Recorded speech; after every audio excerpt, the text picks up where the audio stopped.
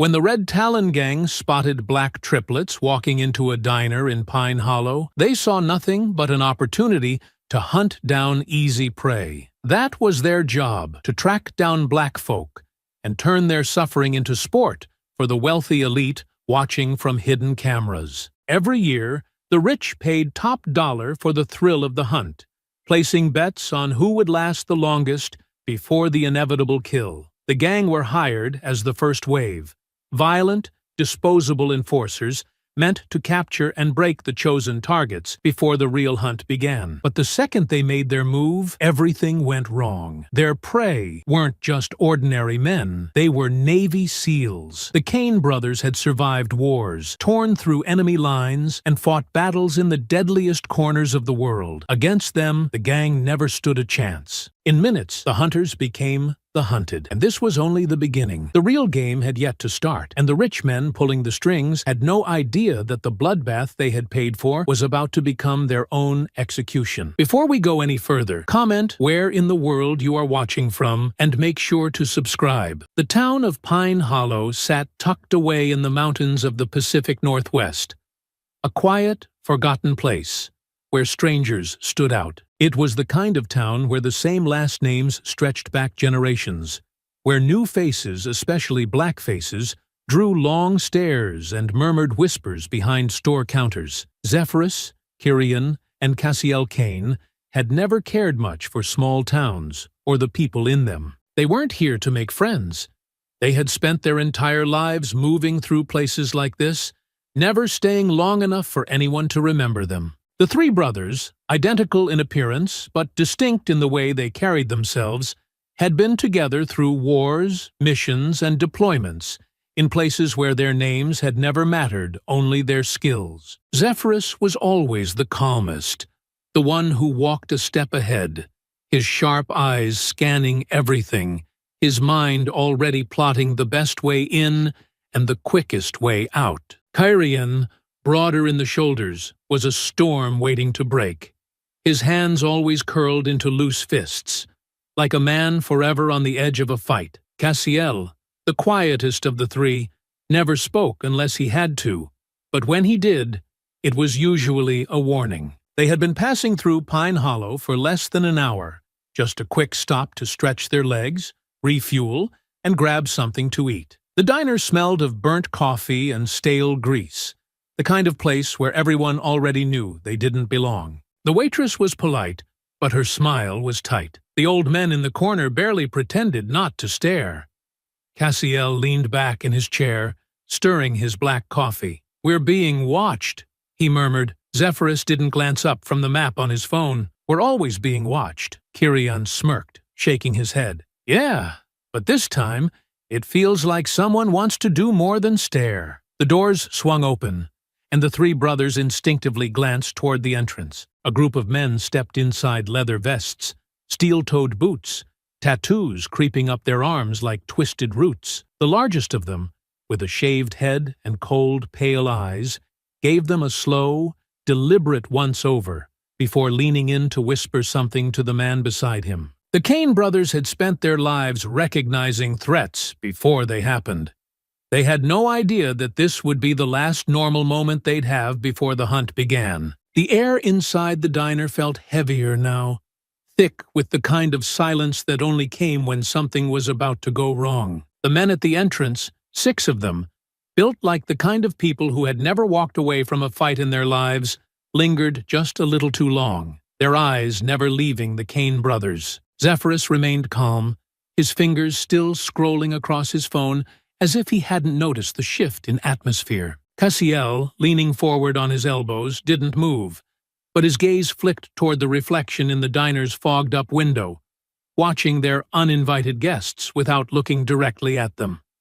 Kirian, however, was already grinning. "You see that?" he muttered, his voice just low enough for his brothers to hear. "Shaved heads looking at us like we walked into his living room uninvited." Zephyrus didn't look up. "That's because we did." A waitress hesitated as she passed the table, her nervous glance darting toward the entrance. She had been friendly enough before, but now there was something almost apologetic in her expression. The unspoken message was clear. "You shouldn't be here." The biggest of the men, the one with the pale eyes and tattoos wrapping around his thick forearms, took a slow step forward. His boots clunked against the scuffed linoleum floor. "You boys lost?" he asked, his voice carrying across the diner like a challenge. Zephyrus sighed softly, finally looking up. "No," the man smirked, but there was nothing friendly about it. His eyes flicked toward the patches on his vest, Red Talon MC,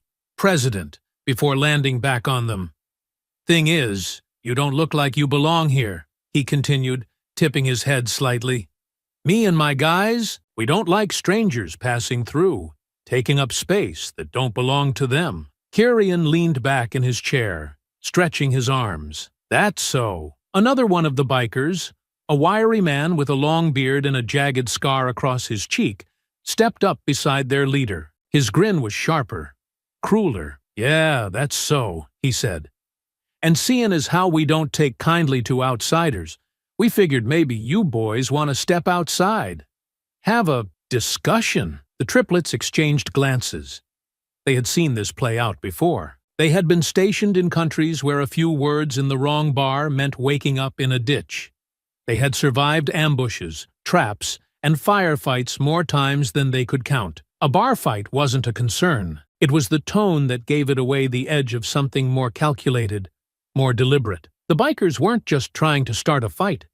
They were testing them. Zephyrus folded his napkin and placed it neatly on the table before standing. "We don't want any trouble." Pale Eyes grinned, flashing yellowed teeth. "Then step outside and prove it." The other patrons in the diner weren't even pretending to look away anymore. The tension had shifted from unease to something closer to dread. This wasn't the first time something like this had happened here. Cassiel, still seated, exhaled slowly. "This feels off." Kyrian, already rising from his chair, rolled his shoulders. "Yeah? Well, it'd feel worse if we said no." Zephyrus adjusted the collar of his jacket, his movements slow, deliberate. "Let's not make a mess of the place," he said. "We're guests, after all." Scarface's grin widened. "That's the spirit." Without another word, the triplets followed them outside. The night air was cool, but the heat from the neon diner sign cast an orange-red glow over the pavement. Out here, away from the watchful eyes inside, the bikers shed the last bit of pretense. A few others had been waiting near their motorcycles, leaning against rusted pickup trucks, passing a cigarette back and forth. With the 6 from inside, that made 10 total. A stacked deck. The leader, Pale Eyes, tilted his head, popping the tension in his neck as he stepped forward. "See, the thing about outsiders like you," he said, "is that you don't know the rules.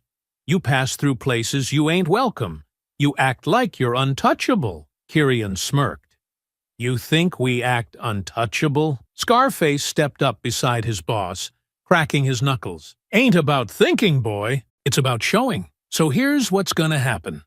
You're gonna take your beating like good little visitors, and then you're gonna get out of town. Maybe if we're feeling generous, we'll let you walk away from it." Zephyrus let out a slow breath, scanning the dark lot, the alleyway to the side, the layout of the street behind them. This wasn't a fight. It was an abduction. The realization was instant, sharp.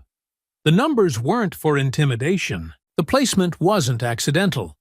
The alleyway wasn't just an escape route, it was a place to drag them. Cassiel noticed it at the same time Zephyrus did.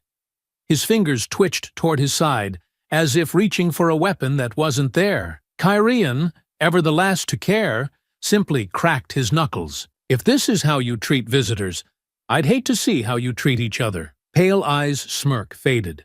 And just like that, the first punch was thrown. The moment Scarface's fist came swinging, Kyrian moved, shifting just enough for the punch to slice past his cheek.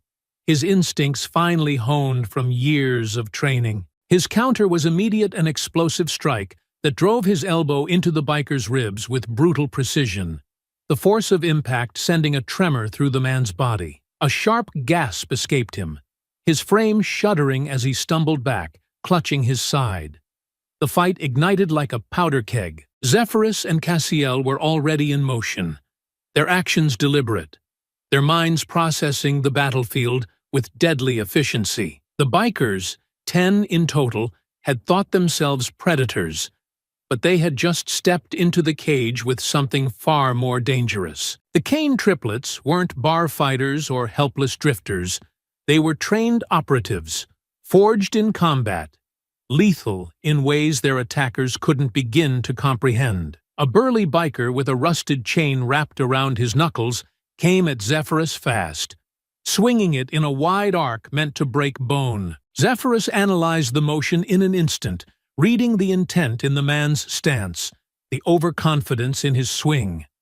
Instead of retreating, he stepped in, closing the distance before the chain could gain momentum, his hand shooting out to catch the attacker's wrist mid-motion. A sharp twist sent the man reeling, his own strength betraying him as Zephyrus guided him forward, using the momentum to drive his knee into his spine. The biker let out a strangled grunt as he hit the pavement hard, his own weight slamming the air from his lungs. Cassiel was a ghost, moving with surgical precision, his body slipping through the chaos like a blade through silk. When a lean, wiry biker lunged with a wild punch, Cassiel sidestepped effortlessly, allowing the man's momentum to carry him forward. With calculated precision, he caught his wrist, twisting it sharply at an unnatural angle. A sharp pop cracked through the air, followed by the biker's agonized howl as his arm bent in a direction it wasn't meant to. Cassiel released him without hesitation, his focus already shifting to the next threat. Kyrian, ever the force of raw destruction, found himself between two attackers, both lunging at once. He caught sight of a discarded tire iron near his feet, snatching it up in one fluid motion. The first biker came at him with a switchblade, the blade gleaming under the flickering streetlights. Kyrian ducked under the swipe, bringing the tire iron up in a vicious arc that cracked against the man's wrist, with enough force to send the knife clattering to the ground. Without breaking stride, he spun the weapon in his grip and drove the blunt end straight into the biker's throat, cutting off his breath in a choked gag as he crumpled. A heavy-set biker attempted to tackle Zephyrus, using brute force to bring him down, but Zephyrus was already reading the play before it unfolded. He redirected the charge with an effortless pivot, gripping the man's shoulder and using his own momentum against him. With a precise shift of weight, Zephyrus threw him over his hip, sending him crashing onto the unforgiving pavement. The impact reverberated through the lot, the sound of flesh and bone colliding with cold asphalt unmistakable. Another attacker lunged for Cassiel, aiming to take him down with sheer size and power. Cassiel, ever composed, moved like water, flowing around the attack rather than resisting it. His hands moved fast, striking in precise locations. An open palm strike to the chin snapped the biker's head back, followed by a quick succession of sharp, controlled blows that left the man dazed. Cassiel finished it with a ruthless knee to the ribs, sending the biker sprawling onto the ground in a heap. For a moment, the chaos slowed. The bikers who remained standing hesitated, the realization setting in that they had made a grave miscalculation. This wasn't a simple bar fight or an easy show of dominance. They were being dissected, outmaneuvered, and broken apart piece by piece. Pale eyes, still positioned near the trucks, took a step forward, his expression shifting from amusement to something colder. His fingers curled into fists, and when he spoke, his voice carried none of the smug arrogance he had displayed inside the diner. "What are you idiots waiting for?" His tone was sharp, clipped, laced with frustration. "Finish them." Kyrian wiped the blood from his knuckles against his jeans, his gaze locking onto the next wave of attackers as they hesitated. "Looks like they need motivation." Zephyrus exhaled slowly, rolling his shoulders, his voice even, unshaken. "Then let's give it to them." Two more bikers charged, attempting to overwhelm Kyrian. One swung wide, a telegraphed haymaker meant to end things with a single blow. Kyrian ducked under it easily, shifting his weight and driving his knee into the attacker's ribs with the force of a hammer. Before the man could collapse, Kyrian grabbed him by the collar and spun, using his body as a shield as the second attacker lunged. The second biker slammed into his own man, staggering back, and Kyrian capitalized, delivering a brutal elbow strike to his temple that sent him crumbling like a rag doll. Cassiel picked up a broken beer bottle from the ground, the jagged edge glinting as he flipped it in his hand. A biker rushed him, arms swinging wildly, but Cassiel sidestepped with effortless grace, ducking low before rising with a precise upward slash. The bottle carved a line across the attacker's cheek, a deep crimson trail following in its wake. The biker howled, clutching his face as he stumbled back, his confidence shattered in an instant. Zephyrus dismantled another opponent with practiced efficiency, countering a wild swing with a swift knife-hand strike to the throat, sending the man gasping for air. Without missing a beat, he followed up with a calculated sidekick to the ribs, the impact lifting the biker off his feet before he crashed to the ground. The last two standing bikers wavered, fear creeping into their eyes as they exchanged uncertain glances. They had expected a fight. They hadn't expected annihilation. Pale Eyes stepped forward, his lip curled in something between frustration and admiration. He reached into his jacket, pulling out a sleek pistol, the metallic glint catching the dim light. The cold weight of it sat comfortably in his grip as he raised it, aiming directly at them. None of the Kane triplets moved. They had seen enough guns pointed at them in their lives to know when someone truly meant to pull the trigger. The silence that followed was thick, unspoken tension crackling in the air like a storm on the horizon. Then, the distant hum of an approaching vehicle broke through the quiet. Headlights cut through the darkness, beams bouncing against the pavement as a truck rumbled down the road, its tires kicking up dust as it slowed to a crawl. Pale Eyes didn't lower his weapon. Instead, his smirk returned, slow and deliberate, the glint in his eyes unmistakable, a signal. More were coming. The moment the headlights cut through the night, Zephyrus knew the fight wasn't over. The way the beams crawled slowly across the pavement, the measured pace of the truck's approach, the silent way the men inside remained unseen for just a moment, too long, everything about it confirmed what he had suspected from the start. This had never been about a simple fight. It was a setup,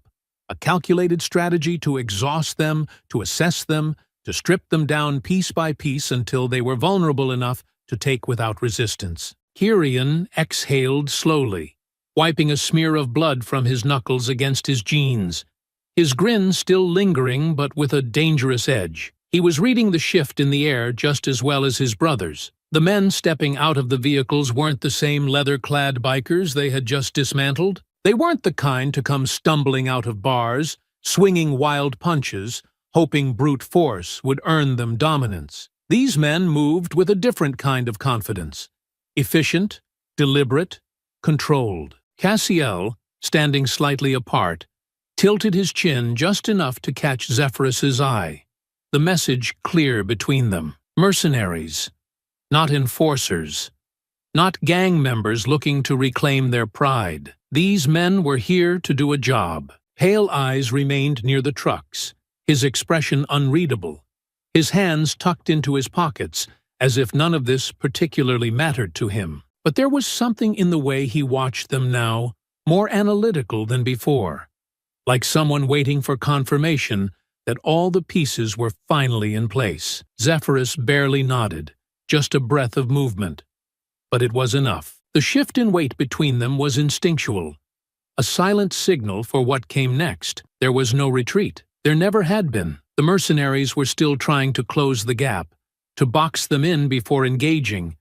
But the triplets didn't wait to be surrounded. Zephyrus struck first. A soldier with close-cropped hair lunged, reaching for something on his belt, a baton, a blade. It didn't matter. Zephyrus moved before the weapon could clear its sheath, stepping inside the man's guard and locking onto his wrist. With a sharp twist, he redirected the momentum, sending the man's own arm slamming back against his ribs before driving his elbow into the soft tissue beneath the sternum. The mercenary barely had time to react before Zephyrus followed up with a devastating reverse-spinning heel kick, the force sending the man crashing into the pavement. Cassiel ghosted past another attacker, shifting effortlessly through open space as his opponent tried to predict his movement. The man swung, but Cassiel wasn't there by the time the strike landed.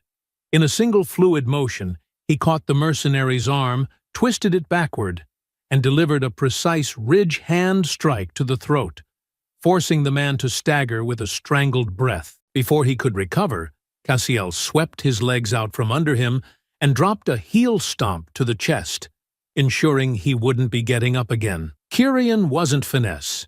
Kyrian was raw, unrelenting power. A man came at him fast, baton raised, but Kyrian sidestepped at the last second, grabbed the man's forearm, and yanked him forward into a brutal judo hip throw, using the attacker's own momentum against him. The mercenary hit the pavement hard, the sound of the impact swallowed by the chaos of the fight. Before he could scramble to his feet, Kyrian lifted a metal chain from the ground, wrapped it around his fist in one smooth motion, and drove a brutal right hook across the man's jaw, dropping him instantly. They moved as one, a perfect rhythm of motion and destruction, each action feeding into the next.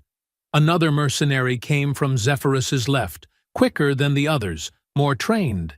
He feinted with one hand, the other drawing a compact stun baton meant to drop him in one hit. But Zephyrus read it instantly, stepping inward instead of away, killing the advantage of reach. He caught the wrist, twisted with precision, and drove a sharp knife-hand strike into the brachial plexus, an attack so calculated that the man's body gave out before his mind even realized what had happened. Kyrian was already dealing with two attackers at once, dodging one swing while simultaneously grabbing the other by the collar and using him as a human shield. The second attacker hesitated for half a second, just long enough for Kyrian to slam his forehead into the first man's nose, shoving him backward before spinning on his heel and landing a vicious spinning back kick to the second. But even as they dismantled their opponents with ruthless efficiency, Zephyrus could feel something else creeping in at the edges. The mercenaries weren't fighting to win.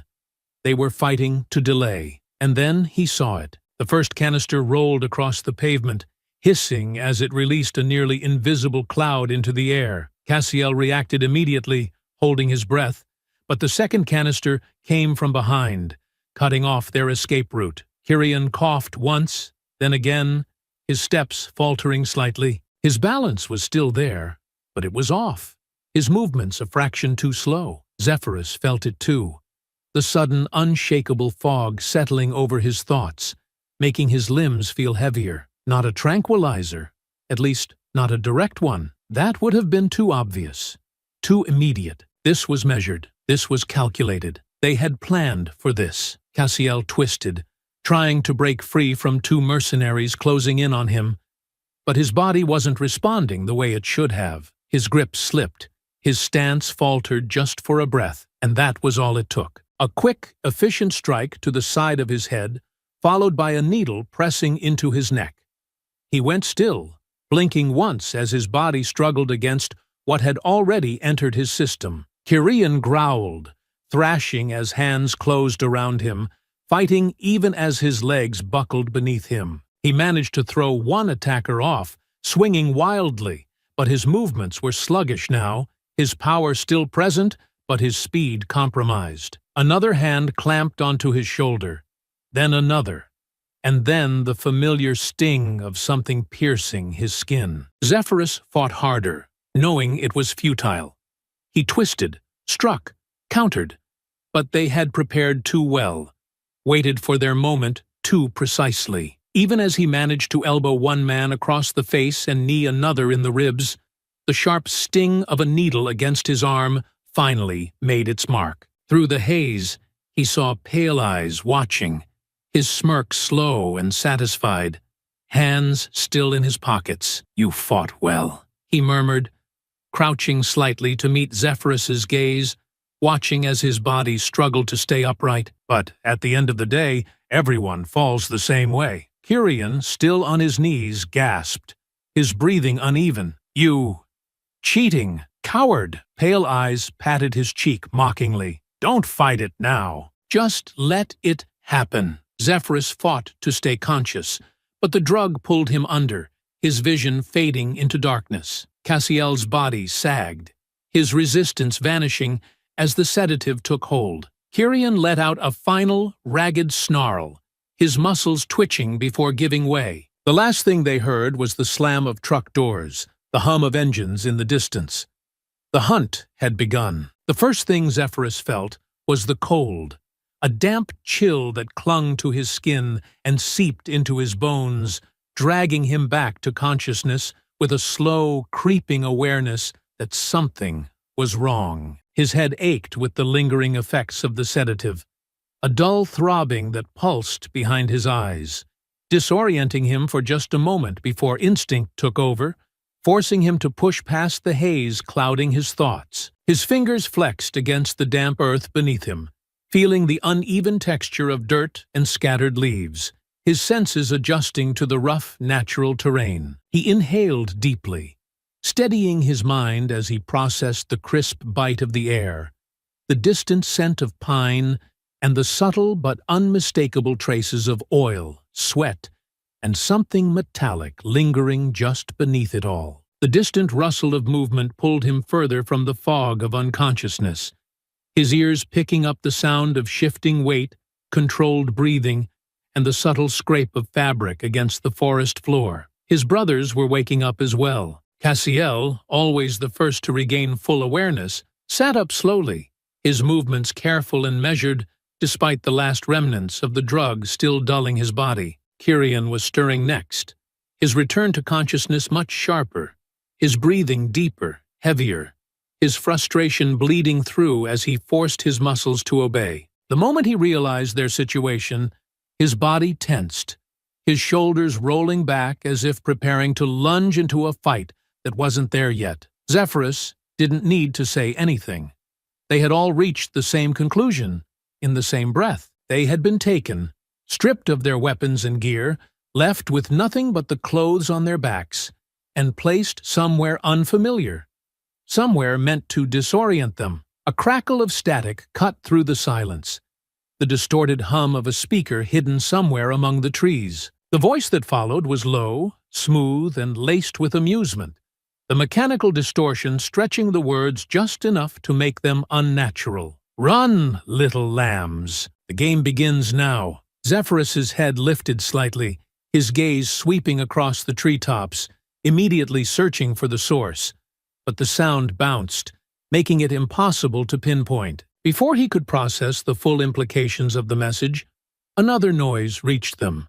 This one softer, but just as telling. The subtle hum of machinery whirred overhead, a sound so faint that most people wouldn't have noticed it through the rustling of leaves and the distant chirp of insects, but to trained ears, it was unmistakable. Drones. Cassiel was the first to spot them, his gaze lifting toward the sky, catching the faint glint of reflected light against metal. Small, almost imperceptible against the darkness, they hovered just above the treetops, shifting angles in synchronized movement as their lenses adjusted, tracking their every motion. "They're broadcasting," Cassiel muttered, his voice low, steady, his mind already piecing together the logistics of their situation. Kyrian exhaled sharply, following his brother's gaze as his hands curled into fists at his sides, tension rippling through his body with restrained aggression. "They took everything,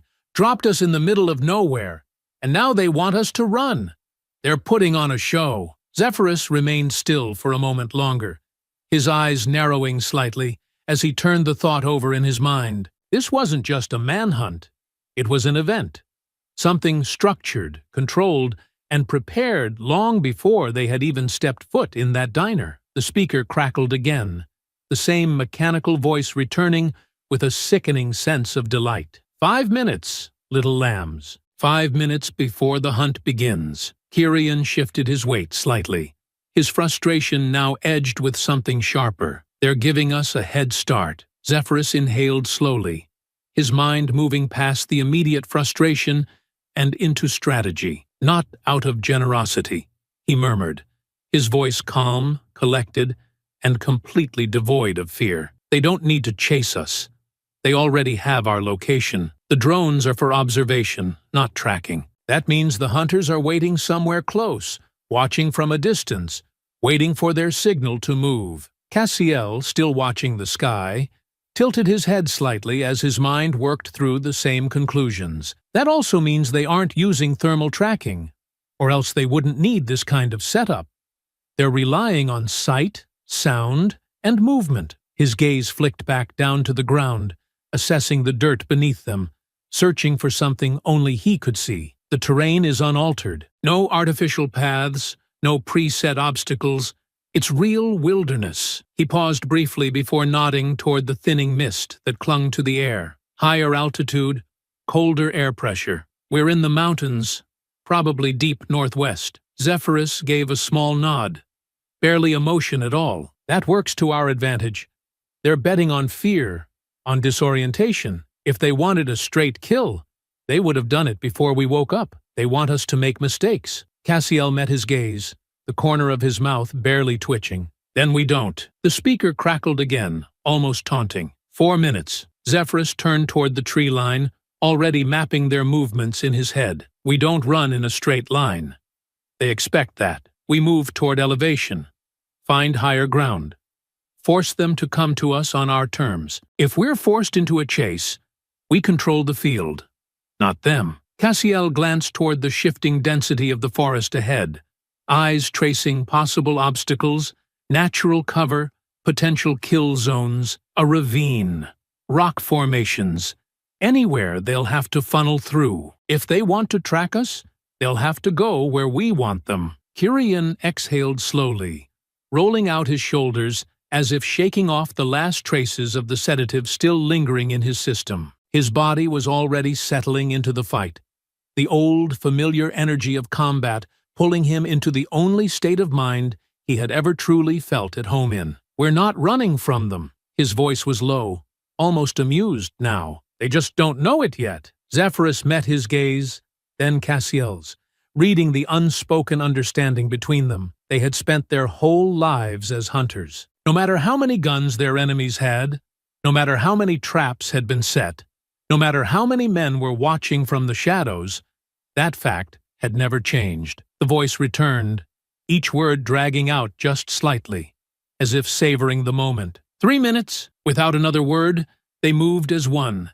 disappearing into the trees without hesitation, their footsteps light against the earth, their bodies slipping into the shadows. The drones overhead adjusted their angles, tracking their movement, following their path with a quiet, mechanical hum. The game had started. The watchers above leaned closer. The men waiting in the darkness gripped their weapons. The first bets had already been placed. And somewhere beyond the trees, the hunters prepared to move. The night pressed in around them, thick with the scent of damp earth and pine, the quiet hum of insects, barely audible beneath the steady, mechanical whir of drones gliding overhead. The forest was alive with movement, but none of it came from the cane triplets. They had melted into the landscape, their bodies moving with precision through the dense foliage, their steps careful, controlled. The weight of the unseen eyes tracking them from above meant nothing. The real danger wasn't in the air, it was on the ground, creeping through the darkness, believing itself to be the predator. Zephyrus moved ahead, his senses tuned to every detail, mapping the terrain as he read the landscape like a battlefield, already plotting their next move. Cassiel kept to the shadows, his movements fluid, his sharp eyes scanning the trees, seeking angles, looking for the first signs of pursuit. Kyrian stayed close, but slightly off-center, his energy coiled, waiting, anticipating the inevitable confrontation. They didn't need to speak. The moment the distorted voice had counted down to 0, they had known what came next. The hunt had begun. They had spent a lifetime being hunted by enemies, by war, by the weight of missions that never existed on paper. But never like this. Never for sport. The first hunter moved through the trees with careful steps, his rifle angled low, his head tilting as he listened. He was confident, expecting easy prey, expecting fear. He had no idea how wrong he was. Zephyrus saw him first. The subtle flicker of movement in the distance, the shape of a man moving with caution, but not experience. He could tell immediately that these weren't just average mercenaries. These were wealthy hunters playing at being soldiers, men who had probably paid for military training, but had never faced a real battlefield. Their gear was advanced, their weapons high-grade, but their posture gave them away. They expected this to be easy. The hunter lifted a hand, signaling to someone unseen. But before he could take another step, Cassiel moved like a shadow behind him, a single precise motion, one smooth arc of movement, and the hunter's breath hitched as a blade slid deep into his throat. There was no struggle, no sound beyond the sharp exhale of dying breath before Cassiel eased him to the ground, keeping the body from making noise. Zephyrus was already stripping the hunter of his radio earpiece, tactical knife, and sidearm, keeping his movements quick, efficient. Kyrian, crouched low beside them, exhaled quietly. They're overconfident. Too spread out. They don't think we can fight back. Zephyrus secured the stolen weapon, his gaze scanning the darkness. Then they don't deserve to be here. The second hunter came from the right, his steps cautious, his head tilting as he peered through the trees. He reached for his radio, but before he could press the button, Kyrian struck. The attack was brutal, swift, a hand clamping over the hunter's mouth, an arm locking around his throat, pulling him back into the shadows as he struggled for air. Kyrian held him tight, keeping him pinned as the man's thrashing grew weaker, his body buckling as oxygen slipped from his lungs. The moment he went limp, Kyrian let him drop soundlessly to the ground. Blood smeared across his knuckles as he wiped them against his pants. His jaw clenched, his voice low and sharp. "They're not hunting us. We're hunting them." The third and fourth hunters didn't even see the attack coming. Cassiel and Zephyrus moved in tandem, their strikes synchronized, taking them down with a precision that left no room for reaction. A blade to the ribs, a silenced shot to the head, and two more bodies fell into the dirt, their presence erased before they could warn the others. Kyrian picked up one of their rifles, flipping it over in his hands before slinging it across his back. "That's 4 down. What's the play?" Zephyrus pulled a radio from one of the fallen men, listening briefly to the static before pocketing it. "They don't know we're fighting back yet. We use that." Cassiel was already searching the ground, his fingers tracing the earth. "There's a natural bottleneck up ahead. Rocky terrain, thick underbrush.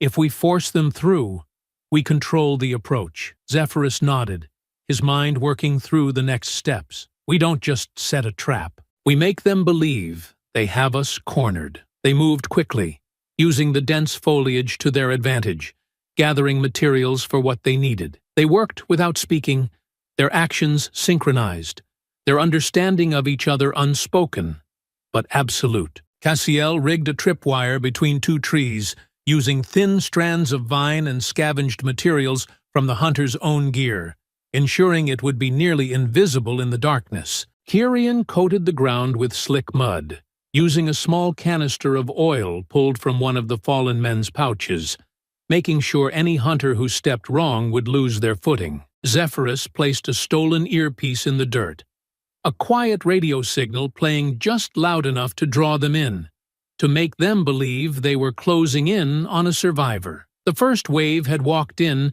believing their targets were defenseless. The second wave would be made to suffer for that arrogance. Miles away, in the safety of a remote surveillance room, a drone operator adjusted his controls, his eyes narrowing at the screens in front of him. The live feed from the hovering drones should have shown 3 untrained men running for their lives. Instead, the thermal signatures told a different story, one that didn't make sense. The prey wasn't behaving as expected.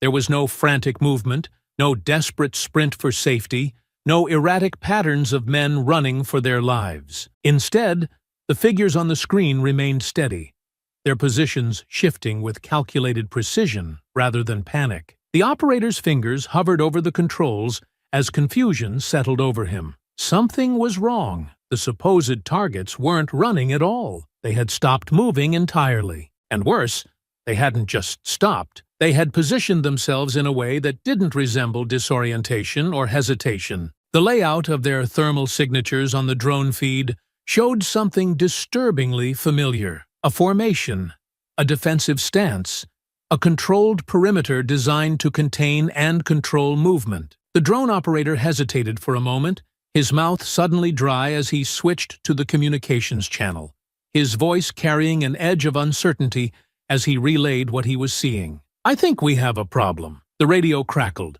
the response immediate, impatient, and clipped with irritation, as though the man on the other end had no interest in complications. "Then, handle it." The operator's grip tightened around the controls, his pulse quickening as the weight of the realization settled over him like a slow, creeping chill. His eyes remained fixed on the screen, watching as the three heat signatures moved, not with the frantic desperation of hunted men, but with the deliberate, controlled discipline of trained killers setting a trap. These men weren't prey.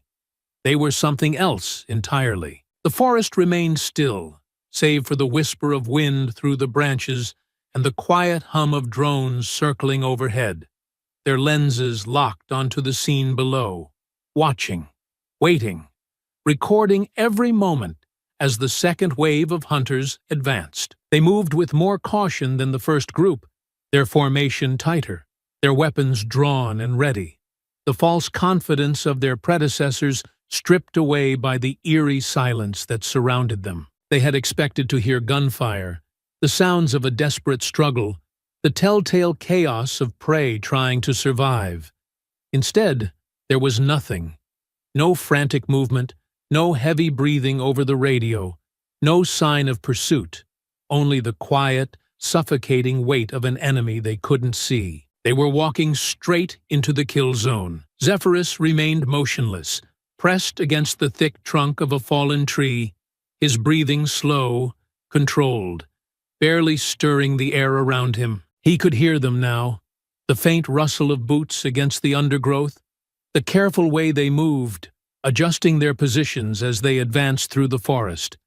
They were trained, more disciplined than the first group, but they still didn't understand what they were up against. They were scanning for movement, waiting for an ambush they assumed would come from desperation. But they weren't facing men who ran when cornered.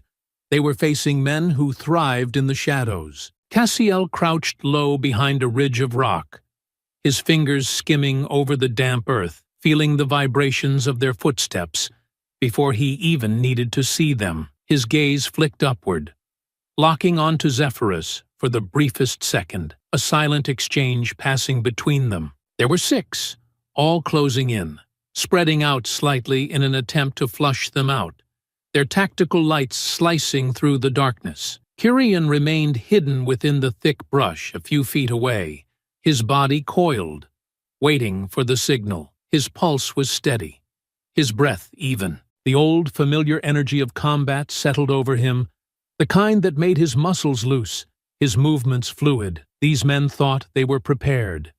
They thought their numbers and training would be enough. They were wrong. The first one stepped too close. Cassiel moved first, emerging from the dark with the kind of speed that made it look effortless.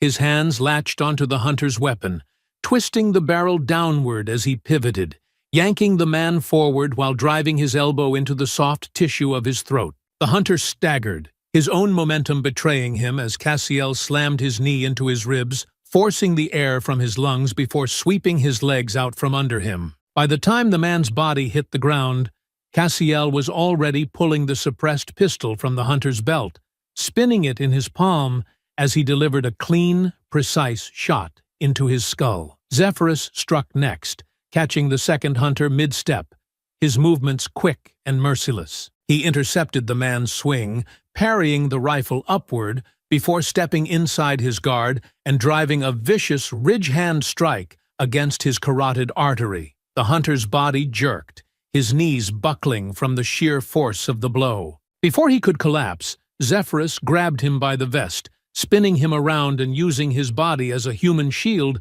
just as another hunter fired blindly into the dark. The bullets struck his fallen ally instead, the wet sound of impact lost beneath the chaos. Zephyrus used the moment of confusion to slam the muzzle of his stolen rifle beneath the shooter's jaw and pull the trigger. Kyrian was already moving before the bodies hit the ground. He launched himself at the next attacker, dropping low before driving his shoulder into the man's midsection, lifting him off his feet and slamming him into a tree with a sickening crack. The hunter gasped, the impact stunning him long enough for Kyrian to yank his knife from its sheath, flipping it in his grip before plunging the blade between the man's ribs in one brutal motion. The hunter's body twitched once before going still, the blood soaking into Kyrian's hands as he let him drop. The remaining two hunters hesitated, their confidence finally cracking. One of them reached for his radio, trying to signal for help, but Cassiel was already aiming down the stolen pistol's sights.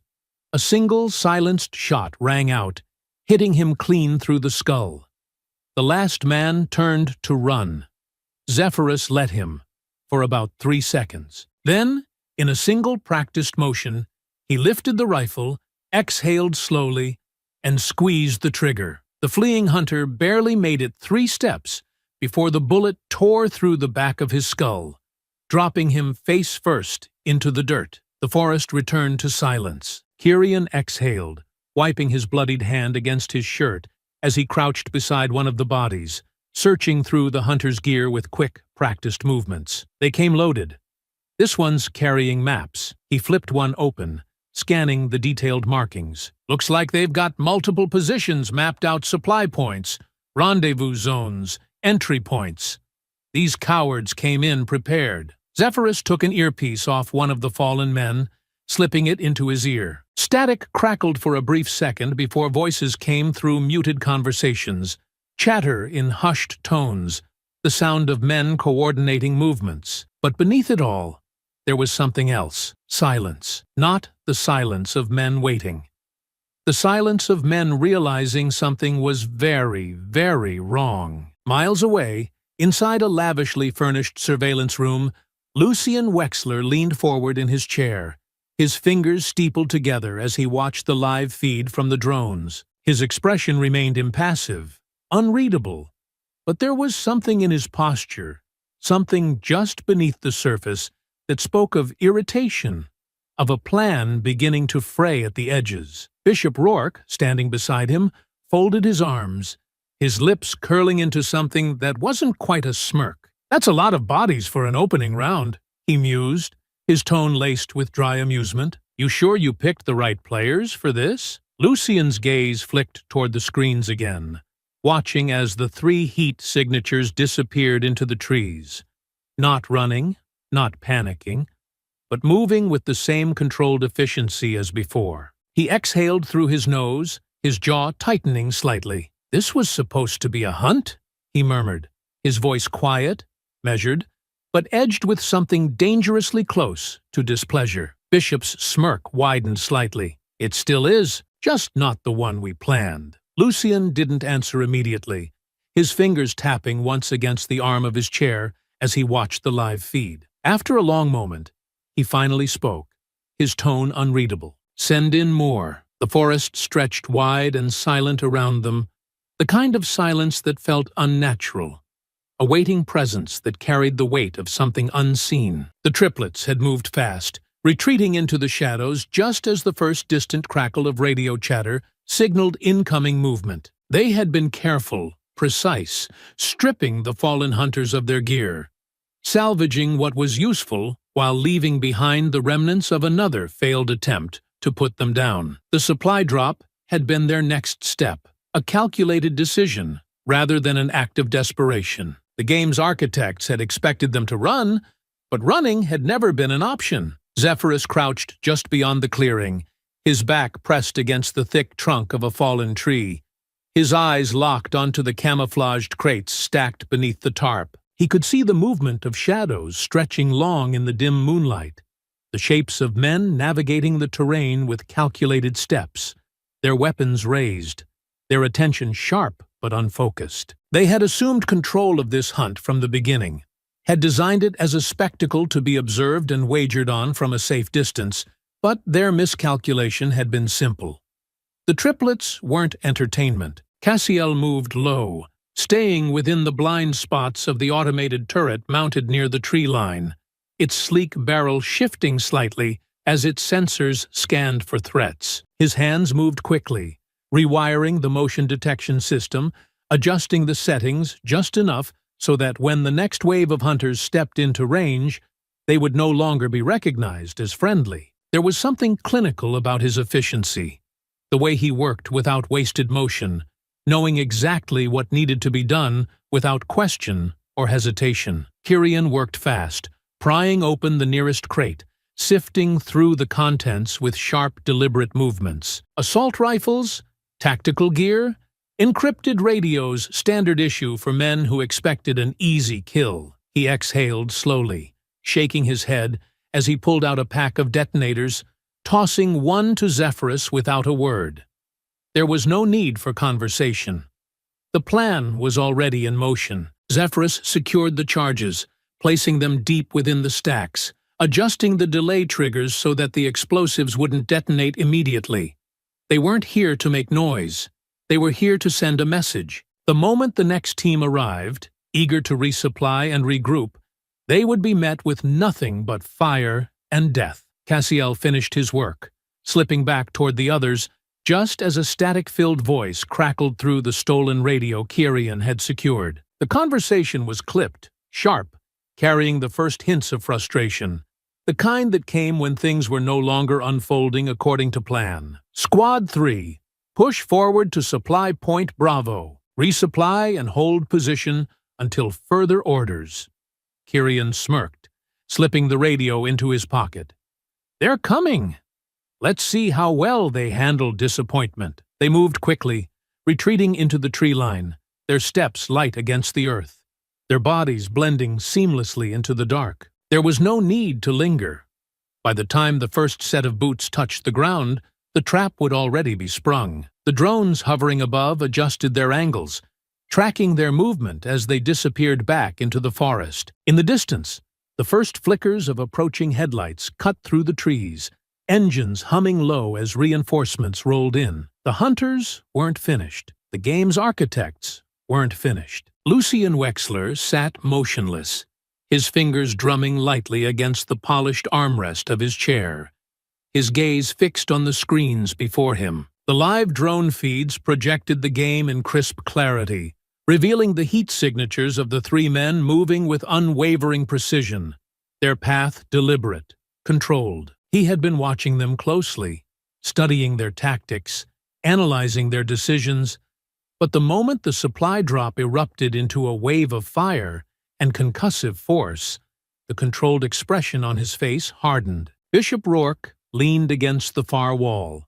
arms folded across his chest, a slow smirk playing at the edges of his lips. Well, he mused, watching the flames lick hungrily at the sky, the dark silhouettes of hunters thrown back by the blast. That wasn't supposed to happen. Lucian remained silent for a long moment, his jaw tightening slightly as the explosion faded into flickering embers on the screen. He exhaled through his nose, calm but measured, his mind already recalculating. Raise the bounty. Bishop lifted an eyebrow, tilting his head slightly. By how much? Lucian's fingers stilled against the armrest, his voice cool, decisive. Double it. Bishop let out a low whistle, his amusement never quite leaving. That's a lot of money. You sure that's the play? Lucian's gaze remained fixed on the monitors, watching as the triplets moved deeper into the forest, their presence like shadows cutting through the game board he had designed. They weren't moving like men on the run. They weren't moving like prey. They had their chance to run, he murmured, more to himself than to Rourke, his voice edged with something quieter, something colder. They chose war instead. His fingers moved smoothly over the console, switching to a secure frequency. His next command delivered with the weight of finality. Bring in the specialists. Rourke pushed off the wall, rolling his shoulders, his smirk widening slightly. Now that's more like it. The forest stretched on, dark and endless, the hum of drones overhead blending into the whisper of wind cutting through the trees. The triplets continued moving, their pace steady, their focus unwavering. They had set the stage. They had sent the message. Now they were waiting for the next move, and when it came, they would be ready. The forest had settled back into an uneasy quiet, the kind that wasn't natural, the kind that only came when something was moving beneath the surface, something unseen but undeniably present. The triplets kept moving, their pace measured, their eyes scanning for shifts in the terrain, reading the land as instinctively as a wolf tracks its prey. The last explosion had sent a message, loud and clear, but there was no satisfaction in it, only the knowledge that this was far from over. Zephyrus listened to the soft crackle of the stolen radio, the encrypted frequency still feeding him bits of information, fragmented voices shifting between channels. There was no more casual chatter, no relaxed exchanges between men who believed they were in control. That thin layer of arrogance had been burned away with the supply drop. Now, there was something else, tension, then a voice. Deeper, sharper than the ones before. All remaining squads, hold position. Alpha and Omega teams are en route. Establish perimeter and wait for orders. Zephyrus exhaled slowly, passing a glance toward Cassiel, who had already heard it, already processed it. Kyrian, moving slightly ahead, rolled his shoulders, his posture shifting, the familiar, restless energy creeping in like an old habit. They finally stopped sending amateurs, Kyrian murmured, his voice edged with something that wasn't quite a smirk. Good.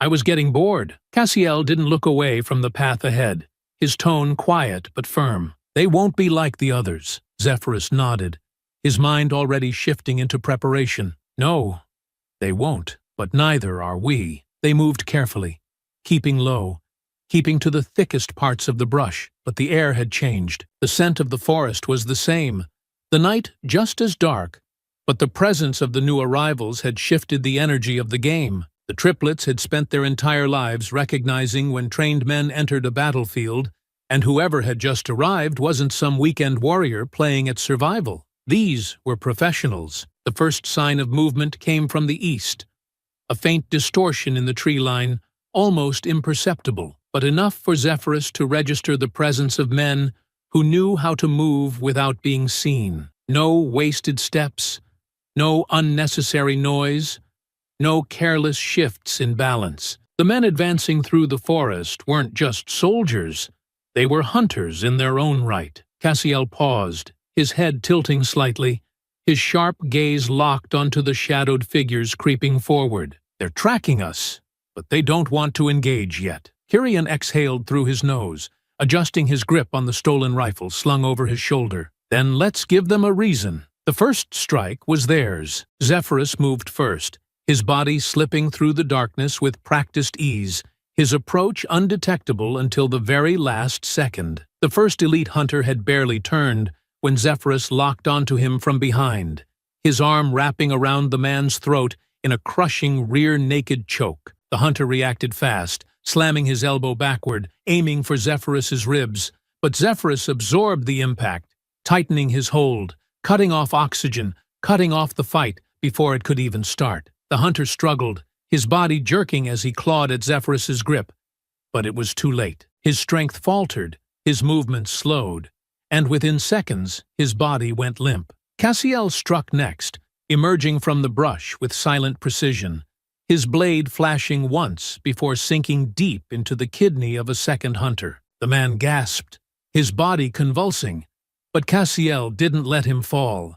He used the momentum, pivoting, twisting, and dragging the blade upward, severing vital arteries, ensuring there was no chance for recovery. The hunter gurgled something unintelligible before Cassiel eased him onto the ground, his expression unreadable as he wiped the blade clean. Kyrian didn't wait for silence.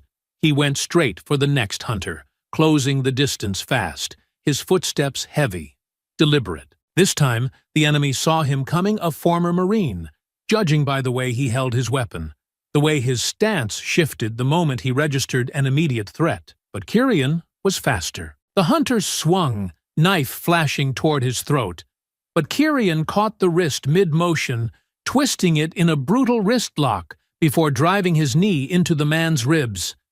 The Marine grunted, trying to pivot, trying to regain control. But Kyrian didn't give him a chance. He used the momentum, flipping the man over his shoulder and slamming him onto the dirt with enough force to break bone. The Marine rolled, scrambling to recover.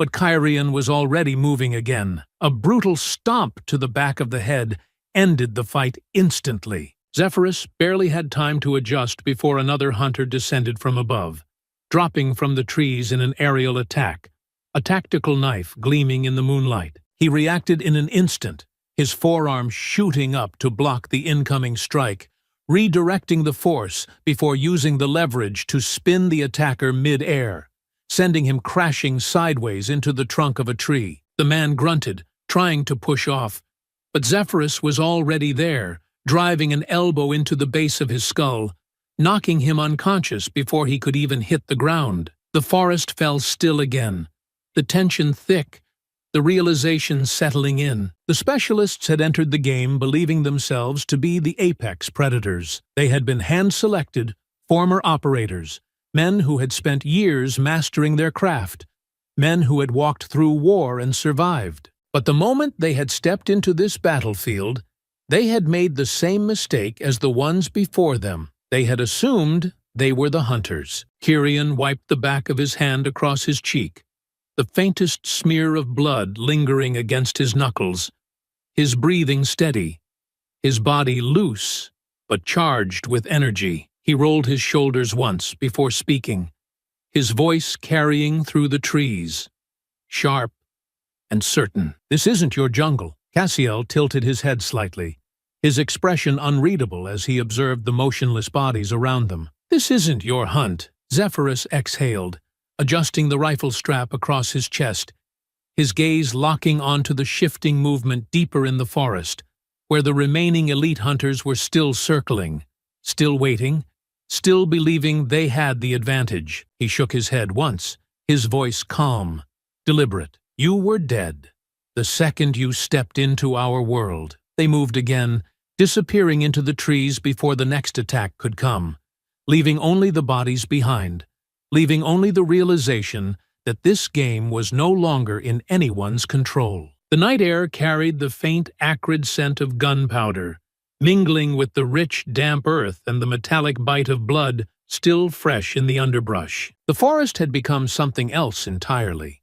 No longer a battlefield dictated by the rules of the hunt, but a graveyard littered with the bodies of men who had believed themselves untouchable. The triplets moved carefully, their bodies coiled with unspent energy, their eyes scanning the darkness, listening for the inevitable next wave. And it came. The low rumble of engines growling in the distance was the first sign, the unmistakable mechanical snarl of motorcycles weaving through the terrain, their headlights flickering like vengeful ghosts through the thick of the trees. The Red Talon gang, bruised, humiliated, and stripped of their previous arrogance, had entered the battlefield, no longer content to watch from the sidelines while the game spiraled out of control. Zephyrus crouched behind a thick, fallen log, his grip firm around the stolen rifle slung across his chest, his sharp eyes locking onto the shadowed figures now dismounting in the distance. They had come heavy semi-automatics, makeshift body armor, and an anger that ran deeper than pride. This wasn't about sport anymore. It was about saving face, about reclaiming their power, about proving they weren't the ones being outmaneuvered by 3 men who should have been dead hours ago. Kyrian exhaled, rolling his shoulders, his voice low but edged with dark amusement. "Guess they didn't like what we did to their friends." Cassiel, ever the strategist, barely flicked a glance at the terrain before speaking. "They're too loud.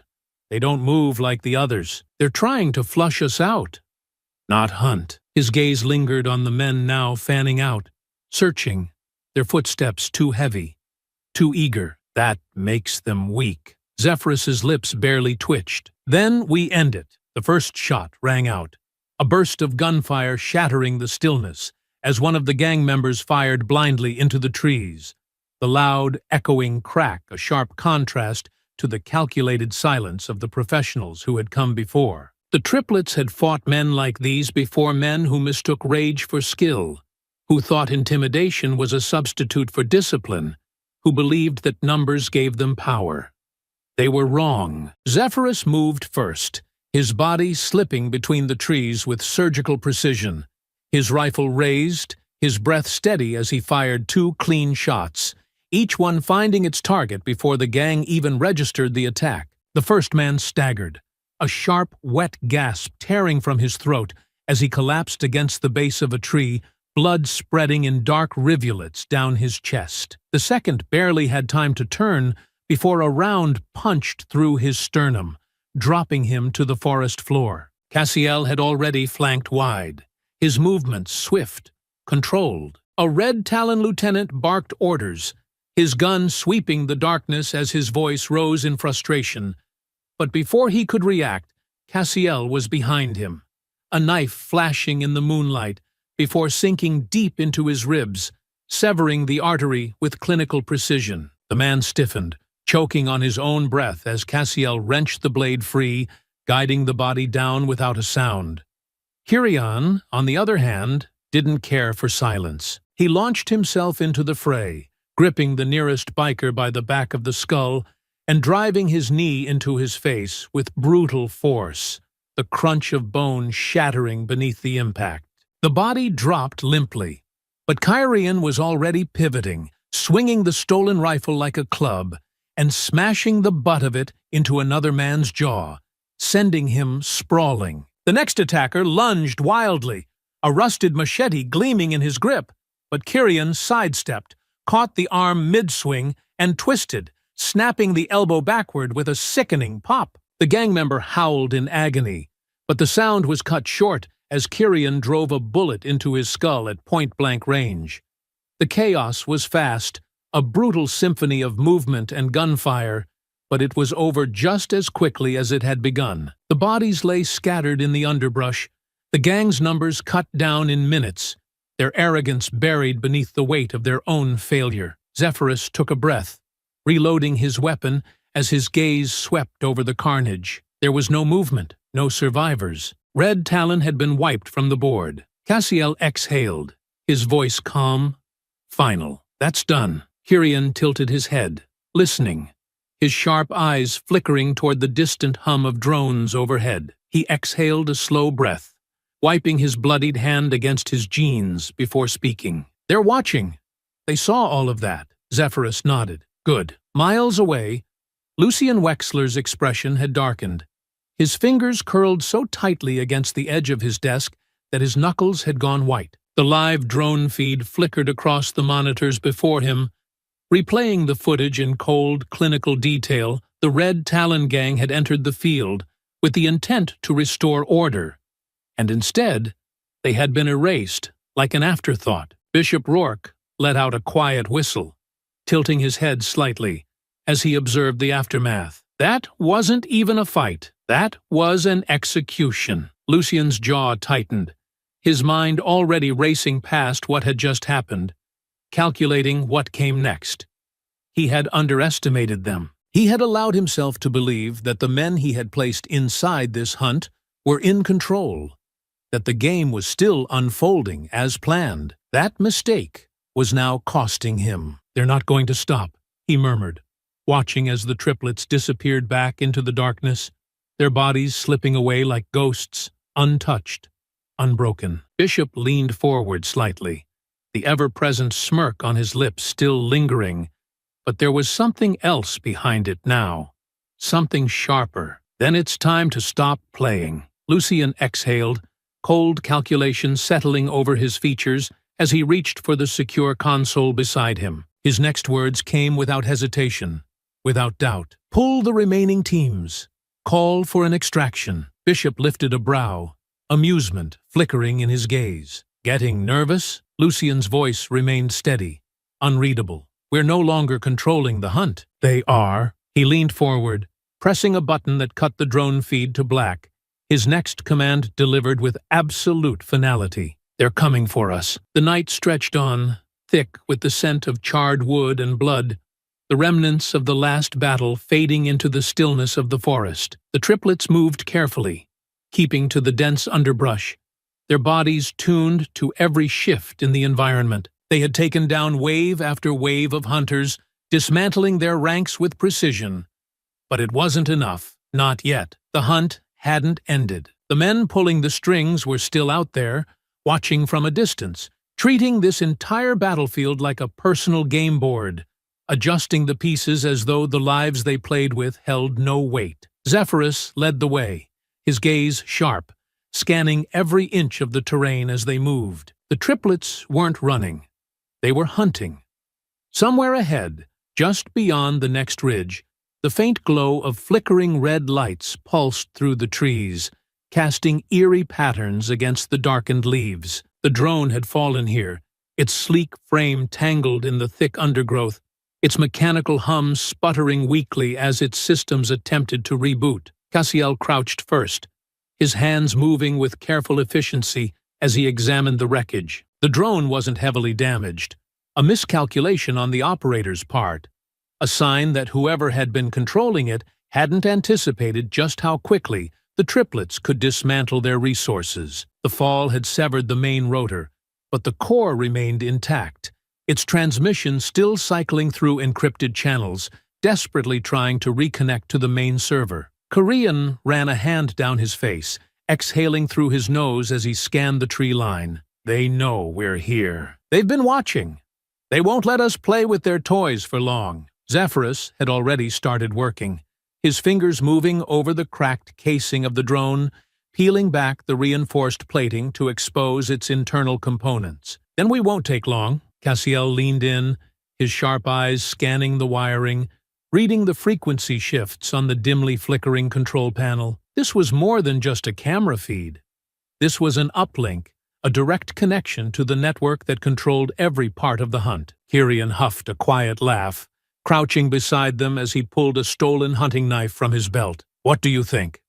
Simple encryption, or did they actually put some effort into this? Cassiel didn't answer immediately. His fingers danced over the exposed circuit board, pulling a cracked fiber-optic cable from the relay and linking it to a salvaged military-grade decryption tool they had lifted off one of the fallen hunters earlier. The screen flickered, the first waves of distorted code scrolling in chaotic lines, symbols shifting as the device began to peel apart the security layers one by one. Zephyrus kept his eyes on the screen, his voice low but certain. They've done this before. Cassiel barely nodded, his focus unwavering as he navigated the system, shifting between firewalls and rerouted proxy networks. A lot more than once. The screen flickered again, and then the floodgates opened. The first layer of encrypted files collapsed, revealing an extensive directory: names, locations,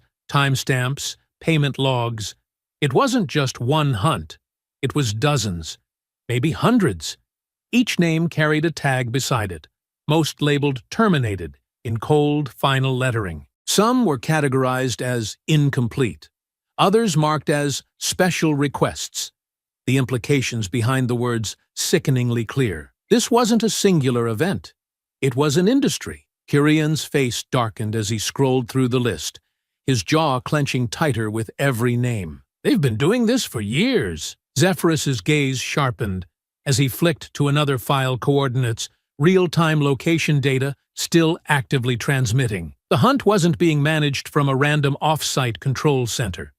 The people responsible were close. Cassiel's hands stilled over the keys for half a second before he shifted to the next directory: financial records, wire transfers, silent investors. This wasn't just a blood sport.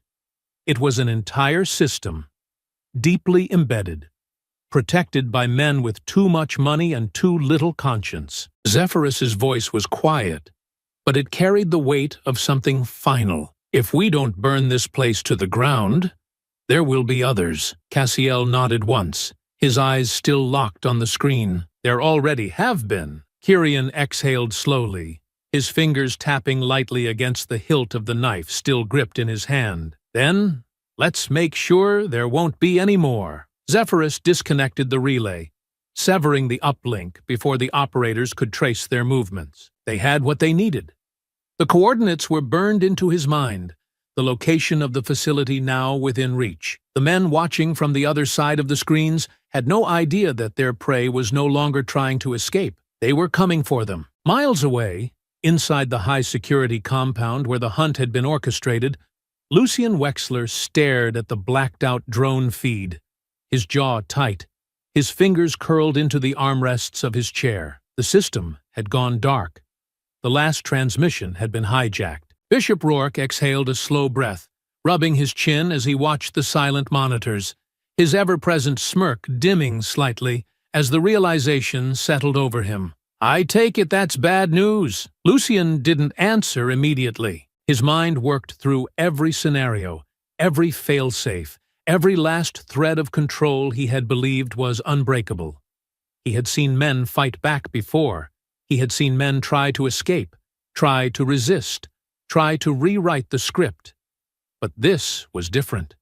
This wasn't resistance. This was retaliation. He stood slowly, his movements measured, the cold certainty of the situation weighing on him. "It's over." Bishop arched a brow. "I doubt that." Lucien turned, his gaze locked onto the distant monitors, the encrypted screens that once displayed their perfect game, now nothing but static. His voice was calm, controlled, but there was an edge to it, a finality that couldn't be ignored. "They have our location." Bishop's smirk returned, but this time there was something else behind it, something that recognized the game had shifted for the last time. Lucien reached for his communicator, his next order delivered without hesitation. "Lock down the facility. No one gets in." Bishop's smirk widened. "I don't think that's going to be the problem." Lucien exhaled, his patience thinning as he watched the static flicker across the screens. "They're coming." The compound was buried deep beneath the earth, hidden beneath layers of concrete and steel, an architectural fortress designed to keep outsiders from ever knowing what took place inside its walls. The entrance was carefully disguised as a private estate on the surface, a mansion with manicured gardens and a facade of old-world wealth. But beneath it, the truth was much uglier. The real facility stretched downward, secured behind biometric access points, motion-sensitive corridors, and an army of hired men who believed their job was to protect something untouchable. Zephyrus crouched against the outer wall, his eyes locked onto the narrow service entrance, the point they had identified as the weakest link in the facility's defenses. Unlike the main entrances, where armed security operated with full surveillance, the service tunnels were staffed with fewer men, technicians, maintenance workers, and logistical personnel who weren't expecting a fight. Cassiel adjusted the collar of the stolen uniform, his sharp eyes flicking toward the security rotation schedule they had lifted from one of the fallen hunters earlier. He had already memorized the shift patterns, the guard rotations, the blind spots in the surveillance feed. There were gaps, small but exploitable. If they moved now, they could slip in unseen, blending into the controlled environment rather than forcing their way through. Kyrian exhaled, rolling his shoulders beneath the weight of the uniform he had taken from one of the facility's men earlier, the fabric still carrying the faint scent of cologne and sweat. His hands flexed at his sides, itching for action, but he kept his stance casual, loose. They had learned long ago that the best weapons weren't always drawn in open combat sometimes.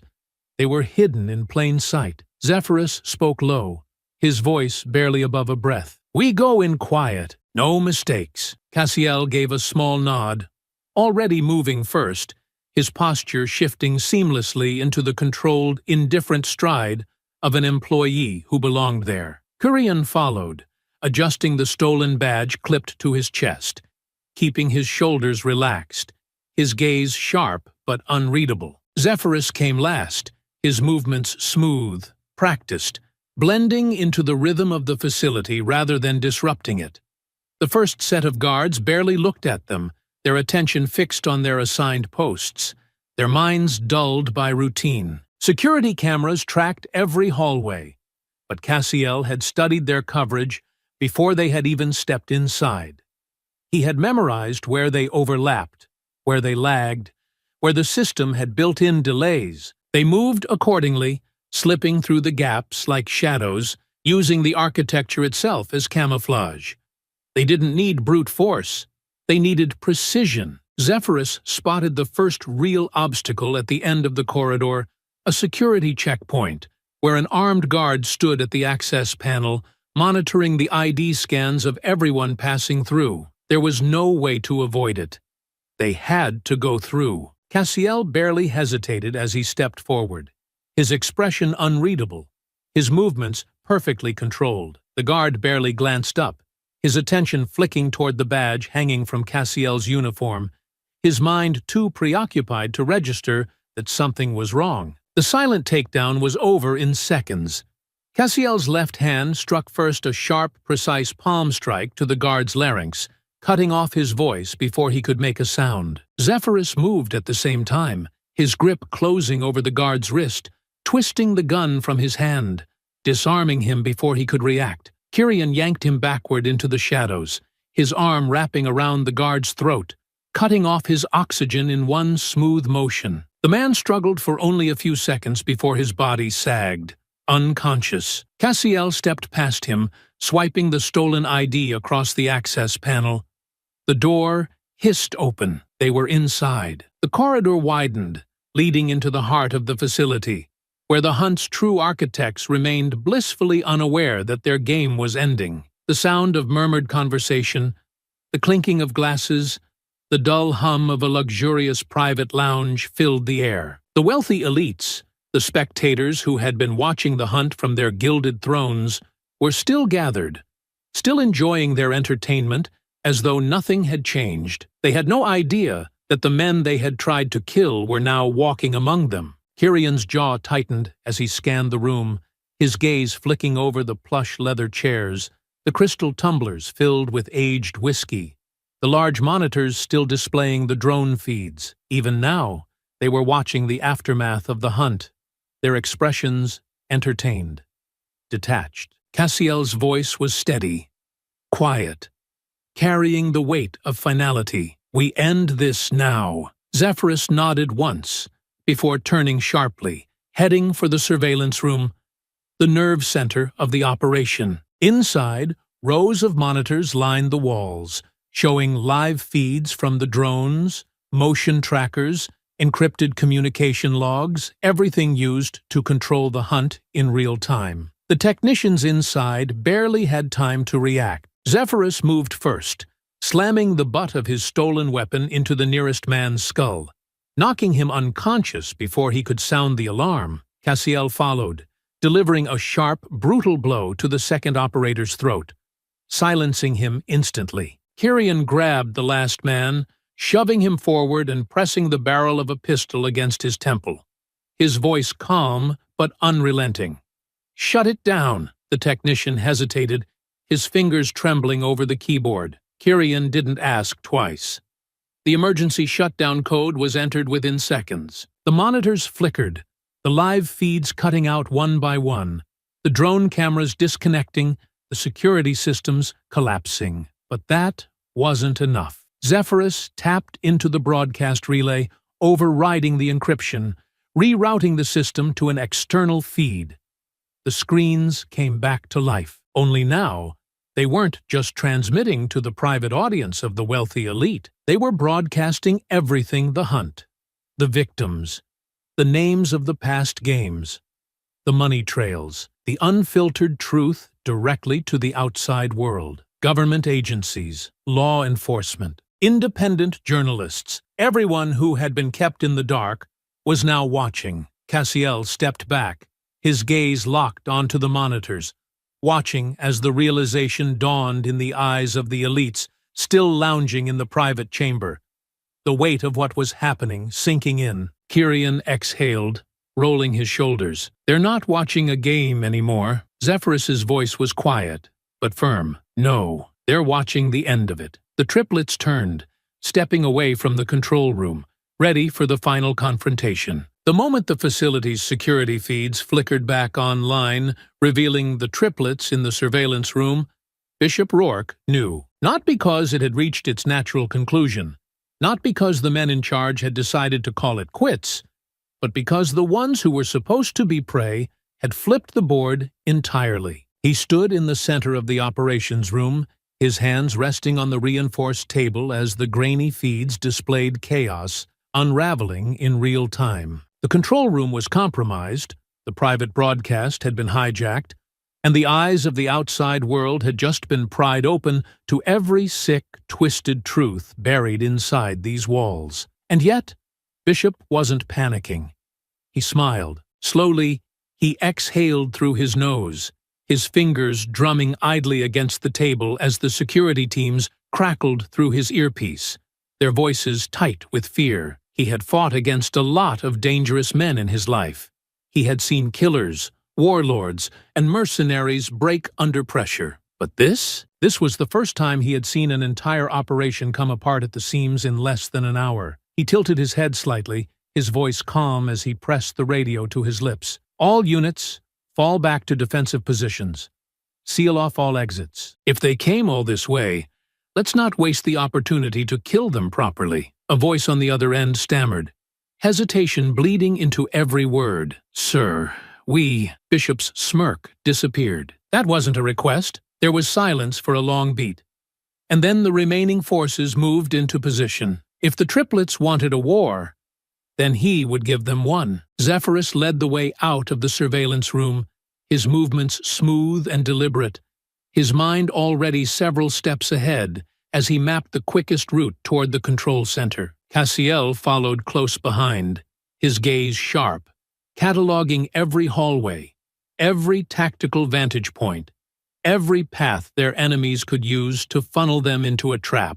Kyrian, at their flank, flexed his grip on the stolen rifle, his body loose but charged with the familiar hum of adrenaline. They all knew what was coming, the final stand. The hallway ahead stretched long and silent, the air thick with the tension of men waiting just beyond the next corner, anticipating their advance. Zephyrus could feel it, could hear the subtle shifts of weight against the floor, the faint clicks of fingers adjusting on triggers. Cassiel moved first, his steps light, precise, his body shifting low as he slipped a small reflective mirror from his vest, angling it carefully toward the intersection ahead. The moment it caught the glint of waiting gun barrels, he didn't hesitate. 7 waiting, rifles up, close formation. They're expecting us to rush in. Kyrian exhaled sharply, shifting his stance. That's a shame. I was hoping they'd put up a fight. Zephyrus didn't speak.